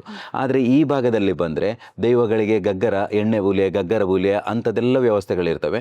ಮತ್ತು ನೀವು ಅದೇ ಪುತ್ತೂರು ಅಥವಾ ಕುಂಬಳೆ ಸೀಮೆ ಭಾಗಕ್ಕೆ ಹೋದರೆ ನಾಳೆ ಬೆಳಿಗ್ಗೆ ದೈವ ಇದೆ ಅಂತಂದರೆ ಅವ ಇವತ್ತು ಸಂಜೆಯೇ ಹೋಗಿ ಆ ದೈವಸ್ಥಾನದಲ್ಲಿ ಅಥವಾ ಮಾಡದಲ್ಲಿ ಅವನು ಆ ಬೂಲಿಯನ್ನು ತೆಗೆದುಕೊಂಡು ಅಲ್ಲೇ ಇರಬೇಕು ಆ ವ್ಯಕ್ತಿ. ಅಲ್ಲಿಂದ ಮತ್ತೆ ಆಚೀಚೆ ಹೋಗುವಾಗಿಲ್ಲ. ನಾಳೆ ದೈವ ಮುಗಿದ ನಂತರ ಆ ವ್ಯಕ್ತಿ ಹೊರಗೆ ಬರುವಂಥದ್ದು. ಇಂಥ ಕಟ್ಟುಪಾಡುಗಳು ಈಗಲೂ ಕೂಡ ಅಲ್ಲಿ ಆಚರಣೆಯಲ್ಲಿರುವಂಥದ್ದು. ಈ ಭಾಗಕ್ಕೆ ಬಂದರೆ ಇಲ್ಲಿಯ ಪದ್ಧತಿಗಳಲ್ಲಿ ಬೇರೆ ಒಂದು ವ್ಯವಸ್ಥೆಗಳಿರುವಂಥದ್ದು. ಹಾಗಾಗಿ ಒಟ್ಟು 16 ಕಟ್ಲೆಗಳಾಗಿರ್ಬೋದು, ಎಲ್ಲಿಂದ ಬೂಲಿಯ ಕೊಡುವುದರಿಂದ ಹಿಡಿದು ಕೊನೆಯಲ್ಲಿ ಬಿರಿಬೂಲಿ ಅಂತ ಕೊಡ್ತಾರೆ. ದೈವದೆಲ್ಲ ಕಟ್ಲೆಗಳು ಮುಗ್ದ ತಕ್ಷಣ ಕೊನೆಯಲ್ಲಿ ಬಿರಿಬೂಲಿ ಅಂತ ಕೊಡ್ತಾರೆ. ಅಲ್ಲಿಯವರೆಗೂ ಒಂದು ಆಗುವಂಥ ಒಟ್ಟು ವ್ಯವಸ್ಥೆ ಅದು ದೈವಾರಾಧನೆ. ದೈವಾರಾಧನೆ ಅಂತಂದರೆ ಕೇವಲ ಈ ದೈವವನ್ನು ನರ್ತನ ಮಾಡಿಸುವುದು ಮಾತ್ರ ದೈವಾರಾಧನೆ ಅಲ್ಲ. ಅದರ ಒಟ್ಟು ಪದ್ಧತಿಗಳೇನಿದ್ದಾವೆ ಆ ಎಲ್ಲ ಪದ್ಧತಿಗಳು ಒಟ್ಟಾಗಿ ಸೇರಿಸಿಕೊಂಡು ಅದನ್ನು ದೈವಾರಾಧನೆ ಅಂತ ಕೊಡುವಂಥದ್ದು. ಆ ದೈವಾರಾಧನೆ ನಡಿಬೇಕು ಅಂತಂದರೆ ನಾನು ಆವಾಗಲೇ ಹೇಳಿದ್ನಲ್ಲ, ಮಾಯದಲ್ಲಿರುವ ಶಕ್ತಿಯನ್ನು ಜೋಗದಲ್ಲಿ ತರಿಸಬೇಕು ಅಂತಂದರೆ ಎಲ್ಲೆಲ್ಲಿ ತರಿಸ್ಲಿಕ್ಕಾಗೋದಿಲ್ಲ. ಅದನ್ನು ದೈವದ ಕೊಡಿಯಡಿಯಲ್ಲೇ ತರಿಸಬೇಕಾಗತ್ತೆ. ಆ ದೈವದ ಕೊಡಿಯಡಿಗೆ ಒಂದು ಸುಂದರವಾದ ಕೊಡಿಯಡಿ ನಿರ್ಮಾಣ ಮಾಡ್ತಾರೆ. ಅಲ್ಲಿ ದೈವದ ಪರಿಕರಗಳನ್ನೆಲ್ಲ ವ್ಯವಸ್ಥೆಗಳೇನಿದಾವೆ ಅವೆಲ್ಲವನ್ನು ಇಟ್ಟಿರ್ತಾರೆ. ಅದರ ಮುಂದೆಗೆ ಗುತ್ತುಗಳಿರ್ತಾರೆ, ಬರ್ಕೆಯವರು ಇರ್ತಾರೆ, ಅಥವಾ ಬೇರೆ ಬೇರೆ ಸಮಾಜದ ಬಂಧುಗಳಿರ್ತಾರೆ. ಅದ್ರ ಜೊತೆಗೆ ದೈವದ ಚಾಕ್ರಿ ಮರಣಿಗಳಿರ್ತಾರೆ. ಅವರೆಲ್ಲರೂ ಒಟ್ಟಿಗೆ ಸೇರಿಕೊಂಡು ಆ ಕೊಡಿಯಡಿಯ ಎದುರುಗಡೆ ಆ ಚಂದ್ರೋದಯದ ಸಮಯದಲ್ಲಿ ಅಥವಾ ಸೂರ್ಯೋದಯದ ಸಮಯದಲ್ಲಿ ಅಲ್ಲಿ ದೈವ ಜೋಗದಲ್ಲಿ ಉಂಟಾಗುವಂಥದ್ದು. ಓಕೆ, ಅದೇ ನಾನು ಆಕ್ಚುಲಿ ಎಲ್ಲರಿಗೂ ತಿಳಿಸ್ಬೇಕಾಗಿರೋದಂಥ ಒಂದು ವಿಷಯ. ಯಾಕಂದ್ರೆ ಇವತ್ತು ನಾವು ನೋಡಿರುವಂತಹ ದೈವ ಚಾಕ್ರಿ ಅಂತ ಹೇಳಿದ್ರೆ ಕೇವಲ ದೈವ ನರ್ತನೆ ಅಷ್ಟೇ ಸಾಕಷ್ಟು ಜನ ನೋಡಿರ್ತಾರೆ ಇವತ್ತು ಹೊರಗಿನವರು. ಆದ್ರೆ ನೀವು ಇವತ್ತು ಒಂದು ಬ್ಯೂಟಿಫುಲಿ ಅದರ ಒಂದು ಪ್ರೊಸೀಜರ್ ಅನ್ನ ಒಂದು ಎಕ್ಸ್ಪ್ಲೇನ್ ಮಾಡಿದ್ದೀರಾ. ತದನಂತರದಲ್ಲಿ ಈಗ ದೈವ ನಮ್ಮ ಶರೀರದಲ್ಲಿ ಆವಾಹನ ಆದಾಗ ನಮಗೆ ಫಿಸಿಕಲಿ ಏನೆಲ್ಲ ಚೇಂಜಸ್ ಆಗ್ತದೆ? ನಮಗೆ ದೈವದ ಕಟ್ಲೆಯಲ್ಲಿ ಬರುವಂಥದ್ದೇ ಕಟ್ಲೆ ಹೀಗೆ ಮುಕ್ಕಾಲು ಮೂಜಿ ಗಳಿಗೆ ಅಂತ ಹೇಳುವಂಥದ್ದು. ಮುಕ್ಕಾಲು ಮೂಜಿ ಗಳಿಗೆ ಅಂತಂದರೆ ದೈವದ ಎಣ್ಣೆ ಬೂಲಿ ಹಿಡಿದ್ರಿಂದ ಕೊನೆಯವರೆಗೆ ಬಿರಿಬುಲಿ ಹಿಡಿಯುವವರೆಗೂ ಅದು ಯಾವ ಸಂದರ್ಭದಲ್ಲಿ ಆ ದೈವಗಳು ಯಾವಾಗ ಬರ್ತವೆ ಅಂತ ಹೇಳಲಿಕ್ಕೂ ನಮಗೂ ಅದನ್ನು ಊಹನೆ ಮಾಡಲಿಕ್ಕೆ ಆಗೋದಿಲ್ಲ. ಕೆಲವು ಸಂದರ್ಭಗಳಲ್ಲಿ ನಾವು ಇಲ್ಲಿ ಇದ್ದೇವೋ ಇಲ್ವಾ ಅನ್ನೋದನ್ನು ನಮಗೆ ಗೋಚರಕ್ಕೆ ಬರದಂಥ ವಿಚಾರಗಳು ಕೂಡ ಇರ್ತವೆ. ಹಾಗಂತೇಳಿ ಆ ದೈವದ ಪೂರ್ಣ ವ್ಯವಸ್ಥೆಯಲ್ಲಿ ನಾವು ಎಷ್ಟೇ ವಿಚಾರಗಳಿದ್ರೂ ಕೂಡ ಅದು ಯಾವುದು ಕೂಡ ನಮ್ಮ ಇದಕ್ಕೆ ಬರುವಂಥದ್ದಲ್ಲ. ಸೊ ನಾವು ಏನು ಅಂದ್ಕೊಂಡಿರ್ತೇವೆ, ಎಣ್ಣೆ ಹಿಡಿದಲ್ಲಿಂದ ಅಂದರೆ ದೈವಕ್ಕೆ ಮುಖವರ್ಣಿಕೆ ಆದ ನಂತರ, ಎಣ್ಣೆ ಹಿಡಿದು ಮುಖವರ್ಣಿಕೆ ಎಲ್ಲ ಆದ ನಂತರ ಗಗ್ಗರದ ಬೂಲಿ ಹಿಡಿಯುವಲ್ಲಿಂದ ಅಕೇರಿಯ ಬಿರಿಬುಲಿಯ ತನಕ ನಮಗೆ ಏನು ಒಟ್ಟು ವ್ಯವಸ್ಥೆ ನಡೀತದೆ ಅದನ್ನು ನಾನು ದೈವ ಅಂತ ಕರೆದೆ, ನಾನು ದೈವಾರಾಧನೆ ಅಂತ ಕರೆದೆ. ಆ ದೈವಾರಾಧನೆ ಪದ್ಧತಿಯಲ್ಲಿ ಎಷ್ಟೇ ಕಷ್ಟ ಆದರೂ ಆ ದೈವ ಹಾಗೇ ಇರ್ತದೆ. ಒಟ್ಟಿನಲ್ಲಿ ನೀವು ಹೇಳೋದಾದರೆ ದೈವ ಕಟ್ಟುವ ಮೊದಲು ಆ ವ್ಯಕ್ತಿ ತಲೆಯಿಂದ ಕಾಲಿನ ಬುಡದವರೆಗೂ ಒಂದಷ್ಟು ಕಟ್ಟಗಳನ್ನು ಕಾಯ್ತಾ ಇರ್ತಾನೆ. ನೀವೊಬ್ಬರು ಡಾಕ್ಟ್ರ್, ನಿಮಗೆ ಗೊತ್ತಿದೆ ನಮ್ಮ ಕೈಗೆ ಅಥವಾ ಕಾಲಿಗೆ ಗಟ್ಟಿಯಾಗಿ ಕಟ್ಟಿದರೆ ರಕ್ತ ಸಂಚಲನ ನಿಲ್ತದೆ. ಅಂದರೆ ವ್ಯಕ್ತಿಯ ಅವ ಅಷ್ಟೊಂದು ಕಟ್ಟಗಳನ್ನು ಕಟ್ಟಿಕೊಂಡು ಆಮೇಲೆ ಪುನಃ ಅವ ವ್ಯಕ್ತಿಯಾಗಿ ಹೊರಗಡೆ ಬರ್ತಾನಂತಂದರೆ ಅದು ನಮಗೆ ಕಣ್ಣಿಗೆ ಕಾಣದ ಶಕ್ತಿಯ ಪ್ರೇರಣೆ ಹೊರತು ಬೇರೆ ಏನೂ ಅಲ್ಲ ಅಂತ ಹೇಳೋದು. ಇದೀಗ ನೀವು ನಿಮ್ಗೆ ಫಿಸಿಕಲಿ ಆಗುವಂತ ಚೇಂಜಸ್ ಬಗ್ಗೆ ಹೇಳಿದ್ರ, ಅದ್ರ ಜೊತೆಗೆ ನೀವು ಮೆನ್ಷನ್ ಮಾಡಿದ್ರೆ ಮುಕ್ಕಾಲು ಮೂಜಿಗಳಿಗೆ ಅಂತ. ಇದೊಂದು ಮೋಸ್ಟ್ ಕ್ಯೂರಿಯಸ್ ಕ್ವೆಶ್ಚನ್. ಈಗ ದೈವ ನರ್ತನದ ಸಮಯದಲ್ಲಿ ಮುಕ್ಕಾಲು ಮೂಜಿಗಳಿಗೆ ನಮ್ಮ ಮೇಲೆ ದೈವ ಆಹ್ವಾನ ಆಗ್ತದೆ ಅಂದ್ರೆ ಉಳಿದ ಸಮಯದ ಬಗ್ಗೆ ನೀವೇನ್ ಹೇಳ್ತೀರಾ? ದೈವದ ಹತ್ರ ಮಾತನಾಡುವ ಸಮಯದಲ್ಲಾಗಿರ್ಬೋದು, ಆ ಸಮಯದಲ್ಲಿ ನಾವು ಏನೇ ಪ್ರಶ್ನೆ ಕೇಳಿದ್ರು, ಈಗ ಅಲ್ಲಿ ನಂಬಿರುವಂಥ ಕುಟುಂಬದವರು ಇರ್ತಾರೆ ಅಥವಾ ಯಾರೋ ಊರಿನವರು ಬಂದಿರ್ತಾರೆ, ಯಾರೇ ಏನೇ ಪ್ರಶ್ನೆ ಕೇಳಿದರೂ ಕೂಡ ಆ ದೈವ ಅದಕ್ಕೆ ಆದಂತಹ ಒಂದು ಪ್ರಶ್ನೆಗೆ ಸರಿಯಾದ ಉತ್ತರವನ್ನು ಕೊಡುತ್ತದೆ. ಆ ಉತ್ತರವನ್ನು ಕೊಡಬೇಕು ಅಂತಂದರೆ ನನಗೆ ಇವತ್ತು ಇಂಥದೇ ಪ್ರಶ್ನೆಗಳು ಬರ್ಬೋದು ಅಂತ ಆ ದೈವ ನರ್ತಕ ಅಥವಾ ಇನ್ನೊಬ್ಬ ಅದನ್ನು ಪ್ರೀ ಪ್ಲ್ಯಾನ್ ಮಾಡಿಕೊಂಡು ಬರೆದುಕೊಂಡು ಓದಿಕೊಂಡು ಹೋಗೋದಲ್ಲ. ಆ ಸಂದರ್ಭದಲ್ಲಿ ಆ ಪ್ರಶ್ನೆ ಮುಖಾಮುಖಿಯಾಗತ್ತೆ, ಆ ಪ್ರಶ್ನೆಗೆ ಸರಿಯಾದಂತಹ ತೀರ್ಪನ್ನು ಕೊಡುತ್ತದೆ. ಆ ತೀರ್ಪನ್ನು ಕೊಟ್ಟ ತಕ್ಷಣ ಅದು ಮರುದಿವಸವೇ ಆದಂತಹ ಘಟನೆಗಳು ಅನೇಕ ಇದ್ದಾವೆ. ಅಂದರೆ ಆ ದೈವದ ಸಮಯದಲ್ಲಿ ಮಾತನಾಡುವ ಸಮಯದಲ್ಲೂ ಕೂಡ ನಾವು ಅದನ್ನು ದೈವನೇ ಅಂತ ತಗೊಂಡಿದ್ದ ಕಾರಣ ಆ ದೈವ ಏನು ಉತ್ತರ ಕೊಡ್ತದೆ ನಮಗೆ, ಆ ದೈವದ ಕೊಡುವಂತಹ ಉತ್ತರದ ಮೇಲೆ ನಮಗೆ ನಂಬಿಕೆ ಇರೋದ್ರಿಂದ ಅದನ್ನು ನಾವು ಪೂರ್ವ ಅಥವಾ ಒಟ್ಟು ದೈವಾರಾಧನೆಯ ಕಟ್ಟುಕಟ್ಟಲೆಯನ್ನು ನಡೆಯುವಂಥ ಒಂದು ವ್ಯವಸ್ಥೆ ಅಂತ ಹೇಳ್ಬೋದು. ಈಗ ಕೆಲವು ಕಡೆ ನಾವು ನೋಡ್ತೀವಿ ಬಸವ ಏನಿದೆ ಅದನ್ನ ತಂದು ಅದರ ಮೇಲೆ ಕೂಡ ದೈವ ಆಹ್ವಾನ ಆಗ್ತದೆ ಅಂತ ಹೇಳ್ತಾರೆ. ಅದೊಂದು ಜನರ ನಂಬಿಕೆ ಇದೆ. ಇದು ನಿಜನಾ? ದೈವ ಪ್ರಾಣಿಗಳ ಮೇಲೆ ಕೂಡ ಆಹ್ವಾನ ಆಗ್ತದ? ದೈವಕ್ಕೆ ತನ್ನ ಶಕ್ತಿ ಅನ್ನೋದು ತೋರಿಸ್ಬೇಕು, ಹೇಗಾದ್ರೂ ಮಾಡಿ ತಾನು ಯಾರು ಎನ್ನುವುದನ್ನು ತೋರಿಸಲೇಬೇಕಾಗತ್ತೆ. ಆ ಶಕ್ತಿ ತೋರಿಸ್ಬೇಕು ಅಂತಂದಾಗ ಯಾವ ರೂಪದಲ್ಲಿ ಬೇಕಾದರೂ ಬರ್ಬೋದು ಆ ಶಕ್ತಿ. ಈಗ ದೈವ, ನಾನು ಆವಾಗಲೇ ಹೇಳಿದೆ, ಪ್ರಾದೇಶಿಕವಾಗಿ ಹೋಗುವಂತಹ ಕಟ್ಟುಕಟ್ಟಳೆಗಳು. ಕೆಲವು ಕಡೆ ದೈವಗಳಿಗೆ ಆ ದೈವ ನಡಿಬೇಕು ಅಂತಂದರೆ ಬಸವ ಇರಲೇಬೇಕು ಎದುರುಗಡೆ. ಕೊಡಮಣಿತಾಯ ದೈವ ಆಗಿರ್ಬೋದು ಅಥವಾ ಇನ್ನಿತರ ಬೇರೆ ಯಾವುದಾದ್ರೂ ದೈವಗಳಾಗಿರ್ಬೋದು, ಜುಮಾದಿ ಆಗಿರ್ಬೋದು, ಅಂಥ ದೈವಗಳಾಗಬೇಕಾದ್ರೆ ಅಂತಹ ಒಂದು ಬಸವ ಅಥವಾ ಇನ್ನಿತರ ಕೆಲವೊಂದು ಪ್ರಾಣಿಗಳು ಬೇಕೇ ಆಗುತ್ತೆ. ಆ ಸಂದರ್ಭದಲ್ಲಿ ತನ್ನ ತೋರ್ಪಡಿಕೆಯನ್ನು ತೋರಿಸುವಂಥದ್ದು ಆ ಪ್ರಾಣಿಗಳಿಗೂ ಕೂಡ, ಅಂದರೆ ದನ ಆಗಿರ್ಬೋದು ಅಥವಾ ಬಸವ ಆಗಿರ್ಬೋದು, ಅವುಗಳಿಗೂ ಕೂಡ ನನಗೆ ನಂಬಿಕೆ ಇದೆ ಅನ್ನುವಂಥದ್ದು ನಾವು ತುಂಬ ಕಡೆಗಳಲ್ಲಿ ನಾವು ನೋಡ್ತೇವೆ. ಆ ದೈವ ಅಲ್ಲಿ ಆವೇಶ ಸಂದರ್ಭದಲ್ಲಿ ಇದು ಕೂಡ ಅದರದೇ ಒಂದು ಕಿವಿಯನ್ನು ಕೊಟ್ಟುಕೊಂಡು ಅದೇ ಥರ ಇರುವಂಥದ್ದನ್ನೆಲ್ಲ ನಾವು ನೋಡಿದ್ದೇವೆ ತುಂಬ ಕಡೆಗೆ. ಈಗ ಹಾಗೆ ಬೇರೆ ರಾಜನ ದೈವಗಳಿಗೆ ಕೆಲವೊಂದು ಅಂಥದೇ ಪ್ರಾಣಿ ವರ್ಗದ ವಾಹನಗಳನ್ನು ಮಾಡಿ ಅದರ ಮೇಲೆ ದೈವ ಕೂತುಕೊಂಡು ಅದನ್ನು ಒಂದು ಸಮಾಜದವರು ಎಳೆಯುವಂಥದ್ದು, ಇಂಥ ಕಟ್ಲೆಗಳು ಬೇರೆ ಬೇರೆ ಪದ್ಧತಿಗಳನ್ನು ನಾವು ನೋಡಿಕೊಂಡು ಬರ್ಬೋದು. ಹಾಗಾದ್ರೆ ಪ್ರಾಣಿಗಳಲ್ಲೂ ಕೂಡ ಈಗ ಪರ್ಟಿಕ್ಯುಲರ್ ಆಗಿ ಈಗ ಬಸವ ಅಂತ ಹೇಳಿದ್ರೆ ಇಂಥದ್ದೇ ಒಂದು ಬಸವದ ಮೇಲೆ ನಮ್ಗೆ ದೈವ ಆಹ್ವಾನ ಆಗ್ತದೆ ಅಥವಾ ಇಂಥದ್ದೇ ಒಂದು ಹಾಗೆ ಅಂತ ಏನಿಲ್ಲ, ಆ ಥರದ ಕಟ್ಟುಕಟ್ಟಲೆಗಳು ಏನಿಲ್ಲ. ಅಂದರೆ ನಮಗೆ ಬಸವ ಅಥವಾ ದನಗಳಾಗಿರ್ಬೋದು ಇವುಗಳೆಲ್ಲವೂ ಕೂಡ ನಮಗೆಲ್ಲ ಸಂಬಂಧ ಇರುವಂಥದ್ದು. ನಾವು ಅದರಲ್ಲಿ ಮೊದಲೇ ಹೇಳಿದಾಗೆ ನಾವೆಲ್ಲರೂ ತುಳುವರು. ನಾವು ಯಾವುದನ್ನು ಕೂಡ ನಾವು ಹೊರಗಡೆ ಇಡುವವರಲ್ಲ. ನಾವು ನಮ್ಮ ಮನೆಯಲ್ಲಿರುವ ಪ್ರತಿಯೊಂದು ಪ್ರಾಣಿ ಅಥವಾ ಯಾವುದನ್ನು ಕೂಡ ನಾವೆಲ್ಲರೂ ಕೂಡ ಪೂಜೆ ಅಂತ ಮಾಡುವವರು.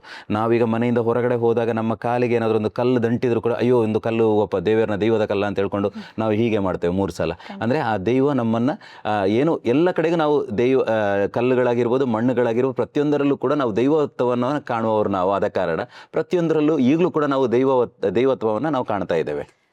ಈಗ ಒಂದು ದೈವಾರಾಧನೆ ನಡೀತು, ದೈವ ಕಾರ್ಯ ಮುಗಿದ ನಂತರ ನೀವು ಈಗಾಗಲೇ ಫಿಸಿಕಲಿ ನಮಗೆ ವಾಪಸ್ ಬರಲಿಕ್ಕೆ ಎಷ್ಟು ಕಷ್ಟ ಆಗ್ತದೆ ಅಂತ ಹೇಳಿದ್ರಿ. ಹಾಗೆ ಮೆಂಟಲಿ ಕೂಡ ನಮಗೆ ಒಂದು ರಿಕವರ್ ಆಗಿ ಕಂಪ್ಲೀಟ್ಲಿ ಒಂದು ಬ್ಯಾಕ್ ಟು ನಾರ್ಮಲ್ ಆಗಲಿಕ್ಕೆ ಏನೆಲ್ಲ ಪ್ರೊಸೀಜರ್ಸ್ ಆಗ್ತದೆ? ಆ ಥರ ವ್ಯವಸ್ಥೆಗಳೇನಿಲ್ಲ. ದೈವದ ಒಟ್ಟು ಬಿರಿಬೂಲಿ ತೆಗೆದ ನಂತರ, ಬಿರಿಬೂಲಿ ಪಡೆದ ನಂತರ ಆತನ ದೈವದ ಪೂರ್ಣ ಕಟ್ಟುಕಟ್ಟಳೆ ಮುಗೀತು ಅಂತ ಅರ್ಥ. ಅದು ಮುಗಿದ ನಂತರ ಆತನಿಗೆ ಅವು ಒಂಥರ ಸುಸ್ತುಗಳಾಗಿರ್ಬೋದು ಅಥವಾ ವ್ಯಕ್ತಿಗೆ ಸ್ವಲ್ಪ ಕೈಯೆಲ್ಲ ನೋವುಗಳಿರ್ಬೋದು, ಅಂದರೆ ಎಲ್ಲ ಕಟ್ಟಿದ್ದಾಗಿರ್ಬೋದು, ಅವುಗಳೆಲ್ಲ ಇರ್ಬೋದು. ಆದರೂ ಕೂಡ ಆ ವ್ಯವಸ್ಥೆಗೆ ಆದ ನಂತರ ಅವನು ನಾರ್ಮಲ್ ಸರಿಯಾಗಿರ್ತಾನೆ, ತದನಂತರ ಸರಿಯಾಗಿರ್ತಾನೆ ವ್ಯಕ್ತಿ. ಸೊ ಮೆಂಟಲಿ ನಮಗೆ ಏನಾದರೂ ಪರ್ಸನಲ್ ಆಗಿ ಏನಾದರೂ ಎಫೆಕ್ಟ್ ಆಗ್ತದ ಈ ದೈವ ನರ್ತಕರಾಗಿರೋದ್ರಿಂದ? ಖಂಡಿತ ಅಲ್ಲಿ ಏನಾಗ್ತದೆ, ಏನು ಹೋಗ್ತದೆ, ಯಾವ ಥರ ಇರ್ತದೆ ಏನೂ ಗೊತ್ತಾಗೋದಿಲ್ಲ. ತುಂಬ ತೂಕಗಳಿರ್ತವೆ, ಅಣಿಗಳಿರ್ತವೆ, ತುಂಬ ತೂಕಗಳು ಕಾದಿರ್ತವೆ. ಕೆಲವು ಕಡೆ ಮುಖಕ್ಕೆ ಕಟ್ಟಿರ್ತಾರೆ, ಕಣ್ಣು ಎಲ್ಲೂ ಕಾಣೋದಿಲ್ಲ, ಯಾವುದು ಕಾಣೋದಿಲ್ಲ, ಎಲ್ಲಿರ್ತೇವೆ ಹೇಗಿರ್ತೇವೆ ಏನೂ ಗೊತ್ತಿರೋದಿಲ್ಲ. ಸೊ ಈಗ ಒಂದಷ್ಟು ದೈವಾರಾಧನೆ ದೈವ ಕಾರ್ಯಗಳ ಬಗ್ಗೆ ತಿಳ್ಕೊಂಡಾಯ್ತು. ಈಗ ನಿಮ್ಮ ಪರ್ಸನಲ್ ಜರ್ನಿಗೆ ಬರೋಣ. ನೀವು ಒಂದು ಕಡೆ ಪ್ರೊಫೆಸರ್ ಕೂಡ ಹೌದು, ಒಂದು ಕಡೆ ದೈವ ನರ್ತಕರು ಕೂಡ ಹೌದು. ನಿಮಗೆ ಈ ಒಂದು ಎರಡೂ ಪ್ರೊಫೆಷನ್ ಅನ್ನ ಬ್ಯಾಲೆನ್ಸ್ ಮಾಡ್ಕೊಂಡು ಹೋಗ್ಲಿಕ್ಕೆ ಕಷ್ಟ ಆಗ್ತಾ ಉಂಟಾ? ಎಲ್ಲರೂ ಕೇಳುವಂಥ ಪ್ರಶ್ನೆ ಅದು. ದೈವದ ಕೊಡಿಯಡಿಗೂ ಹೋದರೂ ಕೂಡ ಅಲ್ಲಿ ದೈವದ ಚಾಕರಿ ಮಾಡ್ತಾ ಇದ್ದಾಗಲೂ ಕೂಡ ಅಲ್ಲಿಯ ಗುತ್ತಿನವರು ಮತ್ತು ಎಲ್ಲರೂ ಕೇಳುವಂಥದ್ದು, ಈ ಎಂಚ ಮರ ಇದನ್ನು ರೆಡ್ಡೆಲ್ಲ ಕೊನೋಪೋವೊಂದಿಲ್ಲ ಅಂತ. ನಿಜವಾಗ್ಲೂ ಇದೊಂದು ಕಷ್ಟ ಸಾಧ್ಯವೇ?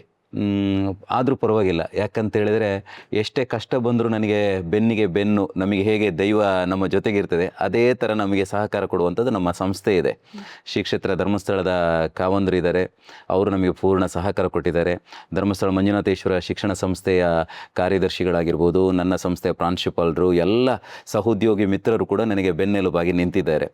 ಆ ನಿಟ್ಟಿನಲ್ಲಿ ನನಗೆ ಎಷ್ಟೇ ಕಷ್ಟ ಆದರೂ ಪರವಾಗಿಲ್ಲ. ಕೆಲವು ಸಲ ನಿದ್ದೆ ಇರೋದಿಲ್ಲ, ಕೆಲವು ಸಲ ವಿಶ್ರಾಂತ ಅಂತ ಇರೋದಿಲ್ಲ.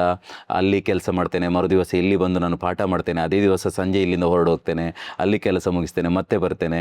ಒಟ್ಟಿನಲ್ಲಿ ಆ ದೈವ ನನ್ನನ್ನು ಕಾಪಾಡ್ತಾ ಉಂಟು. ದೈವ ಎಷ್ಟರವರೆಗೆ ನನಗೆ ಆರೋಗ್ಯ ಕೊಡ್ತಾ ಇದೆ, ಚೆನ್ನಾಗಿರುವ ಆರೋಗ್ಯ ಕೊಟ್ಟಿದೆ ಇದುವರೆಗೂ ಕೂಡ. ಆ ದೈವದ ಪ್ರೇರಣೆಯಿಂದಾಗಿ ನಾನು ಎರಡನ್ನೂ ಕೂಡ ಸಮತೋಲನದಲ್ಲಿ ಅದನ್ನು ತಗೊಂಡು ಹೋಗ್ತಾ ಇದ್ದೇನೆ. ಎರಡೂ ಕಡೆಯಲ್ಲಿ ಕೂಡ ನಾನು ಆ ಭಾಗದಲ್ಲಿ ಹೋದರೆ, ಆ ದೈವದ ಕೆಲಸಕ್ಕೆ ಹೋದರೆ ಆ ದೈವದ ಬಗ್ಗೆನೇ ನಾನು ಕೆಲಸ ಕಾರ್ಯಗಳನ್ನು ಮಾಡ್ತೇನೆ. ಇಲ್ಲಿ ಕಾಲೇಜಿಗೆ ಬಂದರೆ ನಾನೊಬ್ಬ ಪ್ರೊಫೆಸರಾಗಿ ಯಾವ ನಿಟ್ಟಿನಲ್ಲಿರಬೇಕೋ ಅದೇ ನಿಟ್ಟಿನಲ್ಲಿ ನಾನು ಕೆಲಸ ಕಾರ್ಯಗಳನ್ನು ಮಾಡ್ತೇನೆ. ಹಾಗಾಗಿ ಎರಡಕ್ಕೂ ಕೂಡ ಒಂದು ಸಮತೋಲನದ ಒಂದು ಬದುಕನ್ನು ತಗೊಂಡು ಹೋಗ್ತಾ ಇದ್ದೇನೆ. ಹೀಗೆ ಮುಂದುವರಿಸಲಿ ಅಂತ ನಾನು ನಂಬುವಂಥ ದೈವಗಳಲ್ಲಿ ನಾನು ಈ ಸಂದರ್ಭದಲ್ಲಿ ಕೇಳಿಕೊಳ್ಳುವಂಥದ್ದು. ಖಂಡಿತ ನಿಮ್ಮ ಒಂದು ಈ ನಿಸ್ವಾರ್ಥ ಸೇವೆ ಏನು ಮನೋಭಾವನೆ ಇದೆ, ಮತ್ತೆ ನಿಮ್ಮ ದೈವದ ಶಕ್ತಿ ಏನಿದೆ ನಿಮ್ಮನ್ನ ಈ ರೀತಿ ಕರ್ಕೊಂಡು ಹೋಗ್ತಾ ಇದೆ ಅಂತ ಹೇಳಿದ್ರೆ ತಪ್ಪಾಗ್ಲಿಕ್ಕಿಲ್ಲ. ಈಗ ಮತ್ತೊಂದು ಪ್ರಶ್ನೆ, ನಾವು ಹೆಚ್ಚಾಗಿ ಯಾರು ದೈವ ಚಾಕ್ರಿಯನ್ನ ಮಾಡ್ತಾರೆ, ದೈವ ನರ್ತನೆಯನ್ನ ಮಾಡ್ತಾರೆ, ಅವರೆಲ್ಲರೂ ಕೂಡ ಕೂದಲನ್ನ ಬಿಟ್ಟಿರ್ತಾರೆ. ಸೊ ಒಂದು ಕ್ಯೂರಿಯಸ್ ಕ್ವೆಶನ್ ಏನಂತ ಹೇಳಿದ್ರೆ, ಇದು ಏನಾದ್ರೂ ಅದರಲ್ಲಿ ನೀತಿ ನಿಯಮಗಳಲ್ಲಿ ಇರುವಂತದ್ದ ಅಥವಾ ಇದಕ್ಕೆ ರೀಸನ್ ಏನು? ಕೆಲವು ಪದ್ಧತಿಗಳಿರ್ತವೆ. ಅಂದರೆ ದೈವಕ್ಕೆ ಆ ಕೂದಲು ಬಿಡುವಂಥ ಪದ್ಧತಿ ಈಗಿನ ಕಾಲದಿಂದ ಅದನ್ನು ಫ್ಯಾಷನ್ಗೆ ಬಿಡೋದಂತಲ್ಲ, ಅದು ಹಿಂದಿನಿಂದಲೇ ನಡೆದುಕೊಂಡಂತಹ ಬಂದಂಥ ಪದ್ಧತಿ. ನಿಜವಾಗ್ಲೂ ಈ ಕರ್ಣಕುಂಡಲ ಮತ್ತು ಬಳೆ ಅಥವಾ ಏನು ಕಡಗ ಅಂತ ಹಾಕ್ತೀವಿ, ಮತ್ತು ಕಾಲುಂಗುರ ಇಂಥದ್ದೆಲ್ಲ ತೊಡಿಸುವಂಥ ಕ್ರಮಗಳೆಲ್ಲ ಇರ್ತವೆ. ಅವುಗಳೆಲ್ಲ ಮಾಡಿದ ನಂತರ ಆ ವ್ಯಕ್ತಿ ಆ ದೈವಕ್ಕೆ ಸೀಮಿತ ಆದವನು ಅಂತ. ಸೀಮಿತ ಆದವನು ಅಂತಂದರೆ ಆ ದೈವ ನುಡಿವಾಗಲೇ ಇರ್ತದೆ. ಮೂಗು ಸಿರಿತ್ತು ಪತ್ತದ ಅಂತ ಹೇಳ್ತಾರೆ. ದೈವ ನುಡಿಯುವಾಗ, ಎಲ್ಲಾದರೂ ಹೋಗುವಾಗ ದೈವ, ಇನ್ನೊಂದು ದೈವ ಯಾವುದಾದ್ರೂ ನುಡಿ ಕೊಡುವಾಗ ಇವರನ್ನು ನಾನು ಇಟ್ಕೊಂಡಿದ್ದೇನೆ, ನನ್ನ ಸೇವೆಗೋಸ್ಕರ ಇಟ್ಕೊಂಡಿದ್ದೇನೆ ಅಂತ. ಆ ಸೇವೆಗೆ ಅವನು ತೊಡಗಿಸಿಕೊಂಡ ಮೇಲೆ ಆತನಿಗೆ, ನನಗೆ ನನ್ನದೇ ದೈವಗಳ, ರಾಜನ ದೈವಗಳ ಮಾಡುವಾಗ ನನಗೆ ಅಂಗಿಯನ್ನು ಹಾಕುವಾಗಿಲ್ಲ, ಮತ್ತು ಕಾಲಿಗೆ ಚಪ್ಪಲಿಯನ್ನು ಹಾಕುವಾಗಿಲ್ಲ. ಆದರೂ ಕೂಡ ನಾನು ಎಲ್ಲ ನನ್ನ ಸೀಮೆಯವರ ಹತ್ರ ಎಲ್ಲರ ಹತ್ರ ಕೇಳಿಕೊಂಡು, ಮತ್ತು ತಂತ್ರಿವರಿಯರು ಅವರು ಇವ್ರ ಹತ್ರ ಗುತ್ತುಗಳ ಅವರೆಲ್ಲರ ಹತ್ರ ಕೂರಿಸಿಕೊಂಡು, ನಾನೊಬ್ಬ ಪ್ರೊಫೆಸರ್ ಆಗಿದ್ದುಕೊಂಡು ಅಲ್ಲಿಯ ವೃತ್ತಿ ಜೀವನಕ್ಕೆ ನನಗೆ ತುಂಬ ಕಷ್ಟ ಆಗ್ತದೆ, ಅಂಗಿ ತೆಗೆದು ಚಪ್ಪಲ್ ತೆಗೆದು ಹೋಗಿ ಕೆಲಸ ಕಾರ್ಯಗಳನ್ನು ಮಾಡಲಿಕ್ಕೆ. ಹಾಗಾಗಿ ನನಗೊಂದು ಅದರ ಅವಕಾಶ ಮಾಡಿ ಕೊಡ್ಬೋದಾ ಅಂತ ಹೇಳುವಾಗ ಅವರೆಲ್ಲ ಕೂತು ನಿರ್ಧಾರ ಮಾಡಿ ಆಗ್ಬೋದಾ ಇಲ್ಲೋ ಅಂತ ಚಿಂತನೆ ಮಾಡಿ ಆಮೇಲೆ ನನಗೆ ಆಯಿತು ನೀನು ಆ ಥರ ಮಾಡು, ಆದರೆ ಇಲ್ಲಿಗೆ ಬರುವಾಗ ಇಲ್ಲಿಯ ಕಟ್ಟುಪಾಡುಗಳು ಯಾವುದಿರ್ತದೆ ಅದೇ ಕಟ್ಟುಪಾಡುಗಳಲ್ಲಿ ಇರಬೇಕು ಅಂತ. ನಾನು ಇವಾಗಲೂ ಹಾಗೇನೆ, ನನ್ನ ಕಾಲೇಜು ನಾನು ಪ್ರೊಫೆಸರ್ ಆಗಿರುವ ಸಂದರ್ಭದಲ್ಲಿ ಇಲ್ಲಿಗೆ ಬೇಕಾದ ಆ ವ್ಯವಸ್ಥೆ ಏನು ನಾವು ವಸ್ತ್ರಗಳಿರ್ತವೆ ಅದನ್ನೇ ಇರ್ತವೆ, ಆ ಭಾಗಕ್ಕೆ ಹೋದಾಗ ಆ ವ್ಯವಸ್ಥೆಗಳಲ್ಲಿ ನಾವು ಇರುವಂಥದ್ದು. ಹಾಗಾಗಿ ಇದೆಲ್ಲವೂ ಕೂಡ ನಾವು ಕೇವಲ ಅಥವಾ ಫ್ಯಾಷನಿಗೋಸ್ಕರ ಅಥವಾ ಇನ್ನೊಬ್ಬರಿಗೆ ತೋರ್ಪಡಿಗೋಸ್ಕರ ಅಲ್ಲ, ಇದು ಮೊದಲಿಂದಲೇ ಬಂದದ್ದು. ದೈವಗಳಿಗೆ ಕಟ್ಟಲಿಕ್ಕೆ ಬೇರೆ ಬೇರೆ ವಿಚಾರಗಳಲ್ಲಿ ಇದು ಹೆಲ್ಪ್ ಆಗುವಂಥದ್ದು. ಹಾಗಾಗಿ ಕೂದಲು ಬಿಡೋದು ಮತ್ತು ಶರ್ಟ್ ಹಾಕದಿರುವಂಥದ್ದು ಇದೆಲ್ಲವೂ ಕೂಡ ನಿಯಮಾವಳಿಗಳ ಒಳಗಡೆ ಸೇರಿಕೊಂಡಿದೆ. ಎಸ್, ಸೊ ನೀವು ಪ್ರೊಫೆಸರ್ ಆಗಿ ಜೆನ್ಜಿ ಕಿಡ್ಸ್ ಜೊತೆ ಇರುವಂಥವ್ರು. ಜೆನ್ಜಿ ಜನಾಂಗದಲ್ಲಿ ನೀವೊಂದು ಪ್ರೊಫೆಸರ್ ಕೂಡ ಹೌದು, ದೈವ ನರ್ತನೆ ವೃತ್ತಿಯನ್ನು ಕೂಡ ಮಾಡ್ಕೊಂಡು ಬರ್ತಾ ಇದ್ದೀರಾ. ನಿಮಗೆ ಯಾವತ್ತಾದರೂ ನಿಮ್ಮ ಮಕ್ಕಳಿಂದ ಈ ದೈವ ನರ್ತನೆ ಕಡೆ ಯಾವ ರೀತಿ ರೆಸ್ಪಾನ್ಸ್ ಸಿಕ್ಕಿದೆ? ಅವರು ಏನಾದರೂ ರೆಸ್ಪಾಂಡ್ ಮಾಡ್ತಾರಾ ಅಥವಾ ನಿಮ್ಮ ಈ ಒಂದು ಅಂದರೆ ನಾನು ಓದಿಸಿದಂಥ ಮಕ್ಕಳ ಖಂಡಿತ ತುಂಬ ಕಡೆಗೆ ನಾನು ಹೋಗ್ತೇನೆ ಅವ್ರ ಹತ್ರ. ಅವ್ರು ಹೋದಾಗ ನನ್ನಲ್ಲಿ ಸರ್ ಅಂತ ಮೊದಲು ಭಾರಿ ಚೆಂದ ಮಾತಾಡ್ತಾರೆ. ಆದರೆ ದೈವದ ಸಂದರ್ಭದಲ್ಲಿ ಅವರು ಕೂಡ ದೈವ ಏನು ಕಟ್ಟಿರ್ತೇನೆ, ಇವಾಗ ನಾನು ಜುಮಾದಿ ದೈವ ನರ್ತನ ಮಾಡ್ತಾ ಇದ್ದೇನೆ ಅಂದರೆ ಆ ಜುಮಾದಿ ದೈವದ ನರ್ತನದ ಜೊತೆ ಏನಿದೆ ಅದನ್ನು ವೀಕ್ಷಣೆ ಮಾಡ್ತಾರೆ. ಆಮೇಲೆ ಬಂದು ಭಾರಿ ಖುಷಿಯಲ್ಲಿ ನನ್ನ ಹತ್ರ ಸರ್ ಅಂತೆಲ್ಲ ಮಾತಾಡ್ಕೊಂಡು ಖುಷಿಯಾಗಿರ್ತಾರೆ. ಹಾಗಾಗಿ ಈಗಿನ ಯುವ ಸಮುದಾಯ ಏನು ನಂಬಿಕೆ ಮೇಲೆ ಏನು ಪೆಟ್ಟು ಬಿದ್ದಿಲ್ಲ, ನಂಬಿಕೆ ಅನ್ನುವಂಥದ್ದು ಅವ್ರ ಹತ್ರನೂ ಇರುತ್ತೆ. ಆದರೆ ಎಲ್ಲೋ ಸ್ವಲ್ಪ ಭಯ ಅನ್ನೋದೇನಿದೆ ಅದು ಕಡಿಮೆ ಆಗಿದೆಯಾ ಅಂತ ಕಾಣುತ್ತೆ ನನಗೆ. ಅಂದರೆ ಹಿಂದಿನವರು ನಮ್ಮ ಹಿರಿಯರು ಹೇಳಿದ್ದೇನೆಂದರೆ ಭಯ ಮತ್ತು ಭಕ್ತಿ ಬೇಕು ಅಂತ ಹೇಳಿದ್ದು. ಭಯ ಅನ್ನುವಂಥದ್ದು ಇದ್ದರೆ ಮಾತ್ರ ಅದು ಭಕ್ತಿಯಲ್ಲಿ ಬರ್ತದೆ. ಈ ಭಯ ಎಷ್ಟಿರ್ತದೆ ಅಷ್ಟೇ ಭಕ್ತಿ ಇರಬೇಕು. ಈ ಒಂದು ಕಡೆ ಭಕ್ತಿಯೇ ಅತಿಯಾಗಬಾರ್ದು, ಭಯವನ್ನು ಏನೂ ಇಲ್ಲದಂತಾಗಿರ್ಬೋದು. ಈಗಿನ ಸದ್ಯದ ಪರಿಸ್ಥಿತಿಯಲ್ಲಿ ಸ್ವಲ್ಪ ಭಯ ಕಮ್ಮಿಯಾಗಿ ಜಾಸ್ತಿ ಭಕ್ತಿಯಾಗಿದೆ. ಅದಕ್ಕೋಸ್ಕರ ಅಂತ ಕಾಣುತ್ತೆ ನನಗೆ ದೈವಾರಾಧನೆಯಲ್ಲಿ ನಾವು ಕೆಲವು ಕಡೆಗಳಲ್ಲಿ ನಾವು ನೋಡುವಂಥದ್ದು ಆಡಂಬರದ ಪದ್ಧತಿಗಳು. ಈ ಆಡಂಬರ ಮತ್ತು ಸ್ವಪ್ರತಿಷ್ಠೆ ಅನ್ನುವಂಥದ್ದು ಈಗ ದೈವಾರಾಧನೆಯ ಒಂದು ವ್ಯವಸ್ಥೆಯನ್ನು ಎಲ್ಲೋ ಒಂದು ಸೈಡ್ಗೆ ಎಳಿತಾ ಇದೆಯಾ ಅನ್ನುವಂಥ ಒಂದು ಬೇಜಾರು ಹೆಚ್ಚಿನ ಜನಗಳಲ್ಲಿ ಇರುವಂಥದ್ದು. ಹಾಗಾಗಿ ನಾವು ಅಥವಾ ಕೆಲವರೆಲ್ಲ ಬೇಡಿಕೊಳ್ಳೋದು ಏನಂತಂದರೆ ಹಿಂದಿನಿಂದ ನಡ್ಕೊಂಡು ಬಂದಂತಹ ಪದ್ಧತಿ ಏನಿದೆ, ಹಿಂದಿನ ಹಿರಿಯರ ಕಾಲದಲ್ಲಿ ನಡೀತಾ ಇದ್ದಂಥ ಕಟ್ಟುಕಟ್ಟಳೆಗಳೇನಿದ್ದಾವೆ ಅವು ಅದೇ ರೀತಿ ಬರಲಿ, ಅದೇ ರೀತಿ ನಡ್ಕೊಂಡು ಹೋದರೆ ಅದು ಈಗೇನು 1000 ಕಾಲದಿಂದ ಬಂದಿದೆ ಅದು ಈ ಕಾಲ ಅಲ್ಲ, ಸೂರ್ಯಚಂದ್ರರು ಇರುವ ಕಾಲದವರೆಗೂ ಆ ದೈವಾರಾಧನೆ ಅನ್ನುವಂಥದ್ದು ಈ ಮಣ್ಣಿನಲ್ಲಿ ಅದೇ ರೀತಿ ಇರಲಿ ಅಂತ ಹೇಳ್ಕೊಂಡು ನಾವು ಬೇಡುವಂಥದ್ದು. ನೀವಿವಾಗ ಭಯ ಮತ್ತು ಭಕ್ತಿ ಬಗ್ಗೆ ಸಾಕಷ್ಟು ಹೇಳಿದ್ರ.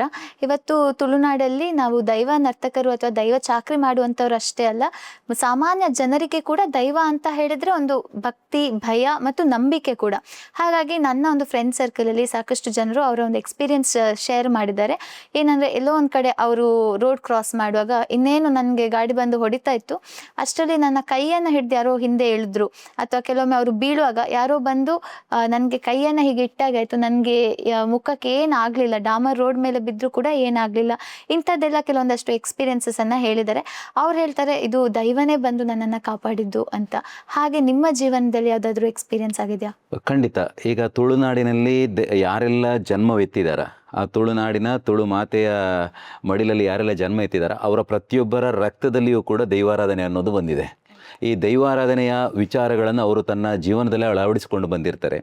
ಈಗ ಕೊನೆಗೆ ನನಗೆ ಏನೂ ಆಗಲಿಲ್ಲ, ನಾವು ಸಂಸಾರದಲ್ಲಿ ಹೀಗಾಯಿತು ಹಾಗಾಯಿತು, ಇಂಥ ವಿಚಾರಗಳು, ನಮಗೆ ಸಂಸಾರ ಮುಂದುವರಿಸೋದಕ್ಕೆ ನಮಗೆ ಮಕ್ಕಳಾಗಲಿಲ್ಲ, ಇಂಥ ವಿಚಾರಗಳೆಲ್ಲ ಜಾಸ್ತಿ ದೈವದ ಕೊಡಿಯಡಿಯಲ್ಲಿ ಬರುವಂಥದ್ದು.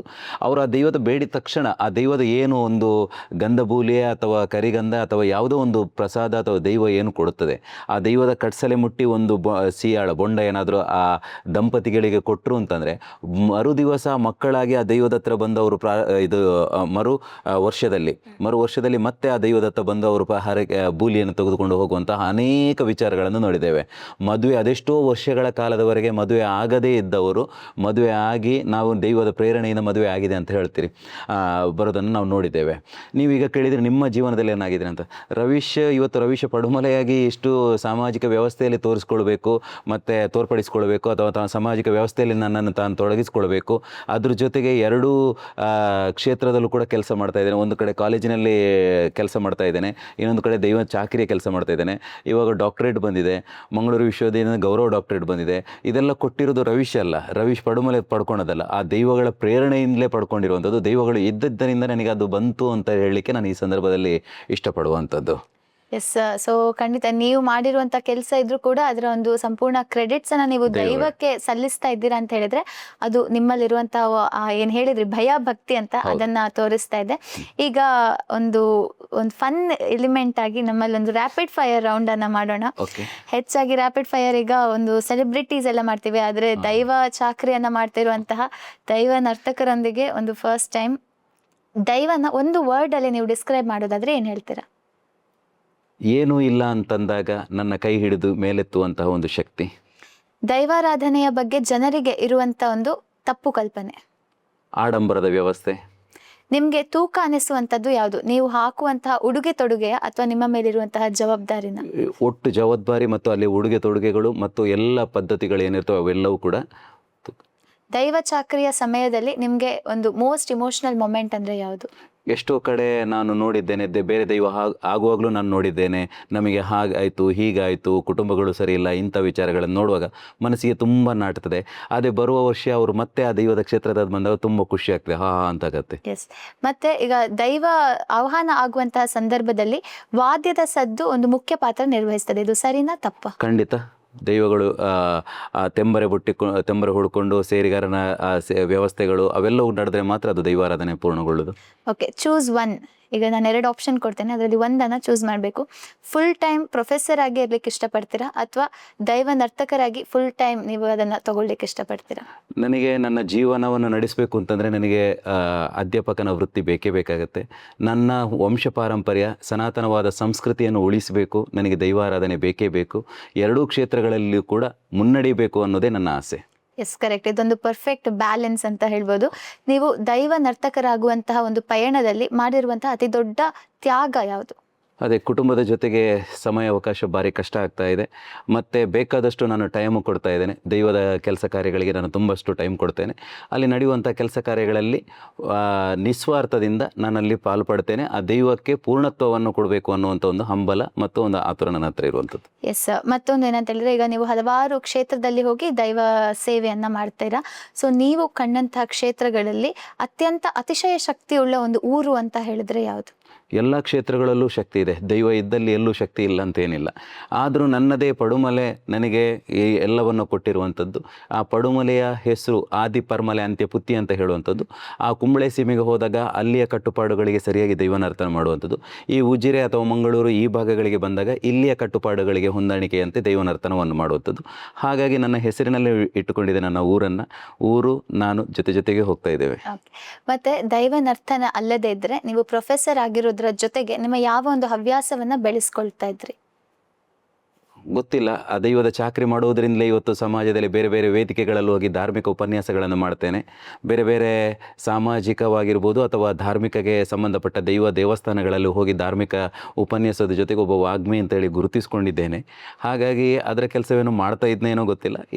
ಇಲ್ಲಿ ನಾನು ಇದ್ರ ಜೊತೆಗೇನು ಒಬ್ಬ ಯಾವುದಾದ್ರೂ ಅಧ್ಯಾಪಕನ ವೃತ್ತವನ್ನೇ ಮಾಡ್ತಾ ಮುಂದುವರಿತಿದ್ನೇ ಏನೋ ಗೊತ್ತು. ಈಗ ರ್ಯಾಪಿಡ್ ಫೈರ್ ರೌಂಡ್ ಆಯಿತು, ಸಾಕಷ್ಟು ನಿಮ್ಮ ಜೊತೆ ಕಾನ್ವರ್ಸೇಷನ್ ಮಾಡಿದ್ವಿ, ಒಂದಷ್ಟು ನಾಲೆಜನ್ನು ನಾವು ಸಿಂಪಲ್ ಆಗಿ ಇವತ್ತಿನ ಯೂತಿಗೆ ಕೊಟ್ಟಿದ್ದೀವಿ. ಒಂದು ಫೈನಲ್ ಆಗಿ ಇವತ್ತಿನ ಯುವ ಜನತೆಗೆ ದೈವಾರಾಧನೆಯ ಕುರಿತು ಅಥವಾ ನೀವು ಒಂದು ನಿಮ್ಮ ಏನು ಸ್ಟೂಡೆಂಟ್ಸ್ ಅಂತ ಆ ಏಜಿನ ಒಂದು ಮಕ್ಕಳಿಗೆ ಏನಾದರೂ ಹೇಳಬೇಕಂತ ಇಚ್ಛಿಸಿದ್ರೆ ಏನು ಮೆಸೇಜ್ ಕೊಡ್ತೀರಾ? ಏನೂ ಇಲ್ಲ. ಯುವ ಸಮುದಾಯ ನೋಡ್ಕೊಳ್ಬೇಕಾದ್ದು ಅಥವಾ ಯುವ ಸಮುದಾಯ ಮಾಡಬೇಕಾದ ವಿಚಾರ ಏನಂತಂದರೆ, ತನ್ನದೇ ಆದಂತಹ ಒಂದು ಕುಟುಂಬ ಅಂತ ಇರುತ್ತೆ. ಒಂದು ಕುಟುಂಬ ಅಂತಂದರೆ ಅದು ದೊಡ್ಡ ಕುಟುಂಬ. ಸಣ್ಣ ನನ್ನ ಗಂಡ ಹೆಂಡತಿ 2 ಮಕ್ಕಳು ಅಥವಾ 3 ಮಕ್ಕಳು ಅಥವಾ 1 ಮಗುವಿನ ಜೊತೆಗಿರುವಂಥದ್ದಲ್ಲ. ಆ ಕುಟುಂಬ ಅಂತಂದರೆ ಚಿಕ್ಕಪ್ಪ ದೊಡ್ಡಪ್ಪ ಅಥವಾ ಇಡೀ ಫ್ಯಾಮಿಲಿ, ಅವ್ರದ್ದೇನು ಕುಟುಂಬ ಅಂತ ಕರಿತೀವಿ, ಅಂಥ ಒಂದು ಕುಟುಂಬ ಇರೋದ್ರಿಂದಲೇ ಒಂದು ತರವಾಡು ಮನೆ ಅಥವಾ ಕುಟುಂಬದ ಮನೆ ಅಂತ ಇರ್ತದೆ. ಆ ಕುಟುಂಬದ ಮನೆಗೆ ವರ್ಷಂಪ್ರತಿ ದಯಮಾಡಿ ಎಲ್ಲ ಯುವ ಸಮುದಾಯದವರು ತನ್ನ ದೈವದ ಚಾಕಿರಿ, ತನ್ನ ದೈವದ ಕೆಲಸ ಅಂತ ಹೇಳ್ಕೊಂಡು ತರವಾಡು ಮನೆಯಲ್ಲಿ ನಡೆಯುವಂತಹ ಎಲ್ಲ ಕೆಲಸ ಕಾರ್ಯಗಳಲ್ಲೂ ನೀವು ನಿಮ್ಮನ್ನು ತೊಡಗಿಸಿಕೊಳ್ಳಿ. ಅದ್ರ ಜೊತೆಗೆ ಅಲ್ಲಿ ನಡೆಯುವಂತಹ ವಿಚಾರಧಾರೆಗಳು ಏನಿರ್ತವೆ, ಈಗ ನಮ್ಮ ತುಳುನಾಡಿನ ಕುಟುಂಬದ ಮನೆ ಅಂತಂದರೆ ಅಲ್ಲಿ ದೈವಾರಾಧನೆಯ ಕಟ್ಟುಕಟ್ಟಲೆ ಅಂದರೆ ದೈವನರ್ತನೆ ಸೇವೆ ಇಲ್ಲದಿದ್ದರೂ ಕೂಡ ದೈವಕ್ಕೆ ತಂಬಿಲ ನಡೆಯುವುದು ಅಂತ ಇರ್ತದೆ. ಆ ತಂಬಿಲದ ಸೇವೆಯ ಮೊದಲ ದಿವಸ ಕೆಲವು ಕಡೆಗಳಲ್ಲಿ ಮುಡಿಪು ಪೂಜೆ, ಹರಿ ಸೇವೆ ಇಂಥದ್ದೆಲ್ಲ ಕಟ್ಲೆಗಳಿರ್ತವೆ. ಆ ಮುಡಿಪು ಪೂಜೆಗೆ ಕುಟುಂಬದ ಪ್ರತಿಯೊಬ್ಬನ ಸದಸ್ಯನ ಒಂದು ನಾಣ್ಯ ಅಂತ ಸೇರಬೇಕು. ಅದಕ್ಕೆ ಆವಾಗ ಮಾತ್ರ ಅದು ಮುಡಿಪು ಭರ್ತಿಯಾಗುವಂಥದ್ದು. ಹಾಗಾಗಿ ಪ್ರತಿಯೊಬ್ಬರೂ ಕೂಡ ಅವರವರ ಕುಟುಂಬದ ಮನೆಗೆ ಹೋಗಿ ತನಗಂತೆ ಇರುವಂತಹ ಒಂದು ತರವಾಡು ಮನೆಯನ್ನು ಕಾಪಾಡಿಕೊಳ್ಳುವುದು, ಅದ್ರ ಜೊತೆಗೆ ತನಗಂತೆ ಇರುವಂತಹ ಒಂದು ಧರ್ಮದೈವಕ್ಕೆ ಕೈ ಮುಗಿದು ಆ ದೈವಗಳು ಕೊಡುವಂತಹ 2 ಅಭಯದ ನುಡಿಗಳನ್ನು ಕೇಳಿಕೊಂಡು ತನ್ನ ಜೀವನವನ್ನು ನೆಮ್ಮದಿಯನ್ನಾಗಿಸುವುದು. ಅದ್ರ ಜೊತೆಗೆ ತನ್ನ ಕುಟುಂಬದಲ್ಲಿರುವಂತಹ ಒಂದು ಮುಡಿಪು ಏನಿದೆ, ಆ ಮುಡಿಪಿನಲ್ಲಿ ನಾನು ಒಬ್ಬ ಮನೆಯ ಸದಸ್ಯ ಅನ್ನೋದನ್ನು ನೆನಪಿನಲ್ಲಿಟ್ಟು ಅದಕ್ಕೊಂದು ಕಾಣಿಕೆಯನ್ನು ಹಾಕುವುದನ್ನು ಕೂಡ ಯಾವತ್ತೂ ಮರಿಬಾರದು. ಹಾಗಾಗಿ ಪ್ರತಿಯೊಬ್ಬ ಯುವ ಸಮುದಾಯ ನೀವೆಷ್ಟೇ ಮುಂದಕ್ಕೆ ಹೋಗಿ ಯಾವುದೇ ಉದ್ಯೋಗದಲ್ಲಿರಿ, ಯಾವುದೇ ದೇಶ ಅಥವಾ ಜಗತ್ತಿನ ಮೂಲೆಯಲ್ಲೂ ಕೂಡ ಇರಿರಿ, ಆದರೆ ದಯಮಾಡಿ ವರ್ಷದ ಒಂದು ದಿವಸ ನಿಮ್ಮ ತರವಾಡು ಮನೆ ಕುಟುಂಬದ ಮನೆಯಲ್ಲಿ ನಡೆಯುವಂತಹ ದೈವಗಳ ಕೆಲಸ ಕಾರ್ಯಗಳಲ್ಲಿ ದಯವಿಟ್ಟು ಭಾಗವಹಿಸಿ ಅನ್ನೋದೇ ನಾನು ಈ ಸಂದರ್ಭದಲ್ಲಿ ಕೇಳುವಂಥದ್ದು. ಎಲ್ಲ ಒಂದು ಕಡೆ ಪಾಶ್ಚಾತ್ಯ ಸಂಸ್ಕೃತಿಯತ್ತ ಸಾಕ್ತಾ ಇರುವಂತಹ ಇವತ್ತಿನ ಜನತೆಗೆ ನೀವು ನಮ್ಮ ನಾಡಿನ, ನಮ್ಮ ದೇಶದ, ನಮ್ಮ ತುಳುನಾಡಿನ ಸಂಸ್ಕೃತಿ ಸಂಪ್ರದಾಯಗಳನ್ನ ಕೂಡ ನಮ್ಮ ಜೀವನದಲ್ಲಿ ಅಳವಡಿಸ್ಕೊಂಡು ಮುಂದೆ ನಡಿಬೇಕು ಅಂತ ಒಂದು ಬ್ಯೂಟಿಫುಲ್ ಮೆಸೇಜ್ ಅನ್ನ ಇವತ್ತಿನ ಜನರಿಗೆ ಕೊಟ್ಟಿದ್ದೀರಾ. ಸೊ ನೋಡ್ಬೋದು, ಇವತ್ತಿನ ಈ ಪಾಡ್ಕಾಸ್ಟ್ ಕೇವಲ ಒಂದು ದೈವಾರಾಧನೆ ಬಗ್ಗೆ ತಿಳ್ಕೊಳ್ಳೋದಾಗಿರ್ಲಿಲ್ಲ ಅಥವಾ ಕೇವಲ ಒಂದಷ್ಟು ನಾಲೆಡ್ಜ್, ನಾನೇನು ಹೇಳಿದೆ ದೈವಾರಾಧನೆ ಬಗ್ಗೆ ಯೂತ್ ಜನರಿಗೆ ಕೊಡುವಂಥದ್ದು ಅಷ್ಟೇ ಆಗಿರಲಿಲ್ಲ. ಇವತ್ತಿನ ಈ ಒಂದು ಕಾನ್ವರ್ಸೇಷನ್ ಅಲ್ಲಿ ನಾನು ಕಲ್ತಿದ್ದೇನಂತ ಹೇಳಿದ್ರೆ, ಅವರ ಒಂದು ಜೀವನದಲ್ಲಿ ಇರುವಂಥ ಸಮತೋಲನ, ಆ ಒಂದು ಬ್ಯಾಲೆನ್ಸ್ ಏನು ಅವರು ಕ್ರಿಯೇಟ್ ಮಾಡ್ಕೊಂಡಿದ್ದಾರೆ, ಖಂಡಿತವಾಗ್ಲೂ ಇದು ಇವತ್ತಿನ ಜನರಿಗೆ ಇನ್ಸ್ಪಿರೇಷನ್ ಆಗಬೇಕು. ಯಾಕಂದ್ರೆ ಅವರು ಪ್ರೊಫೆಸರ್ ಆಗಿ ದೈವಾರಾಧನೆಯಲ್ಲಿ ಬ್ಯಾಲೆನ್ಸ್ ಅನ್ನ ಕ್ರಿಯೇಟ್ ಮಾಡಿದ್ದಾರೆ ಅಂತ ಹೇಳಿದ್ರೆ, ಖಂಡಿತವಾಗ್ಲೂ ಕೂಡ ನಾವು ಆಸ್ ಎ ಯೂತ್ ನಮ್ಮ ಪ್ರೊಫೆಷನ್ ಆ್ಯಂಡ್ ಪ್ಯಾಷನ್ ಅನ್ನು ಕೂಡ ಫಾಲೋ ಮಾಡಿಕೊಂಡು ಇವತ್ತು ನಮ್ಮ ಈ ಒಂದು ಸಮಾಜಕ್ಕೆ, ನಮ್ಮ ದೇಶಕ್ಕೆ ಒಂದು ಅತಿ ದೊಡ್ಡ ಅಸೆಟ್ ಆಗ್ಬೋದು ಅನ್ನುವಂಥದ್ದು ಒಂದು ಇನ್ಸ್ಪಿರೇಷನ್ ಅನ್ನು ನಮಗೆ ಕೊಟ್ಟಿದ್ದೀರಾ. Thank you so much sir. ನಮ್ಮ ಈ ಒಂದು ಬಿಯಾಂಡ್ ಬುಕ್ಸ್ ಸ್ಯಾಮ್ ಕ್ಯಾಂಪ್ ಸ್ಟೋರೀಸ್ಗೆ ಬಂದು ನಿಮ್ಮ ಅಮೂಲ್ಯವಾದ ಎಕ್ಸ್ಪೀರಿಯನ್ಸಸ್ ಆ್ಯಂಡ್ ನಿಮ್ಮ ನಾಲೆಡ್ಜನ್ನು ನಮ್ಮ ಜೊತೆ ಶೇರ್ ಮಾಡ್ಕೊಂಡಿದ್ದೀರಾ. Thank you.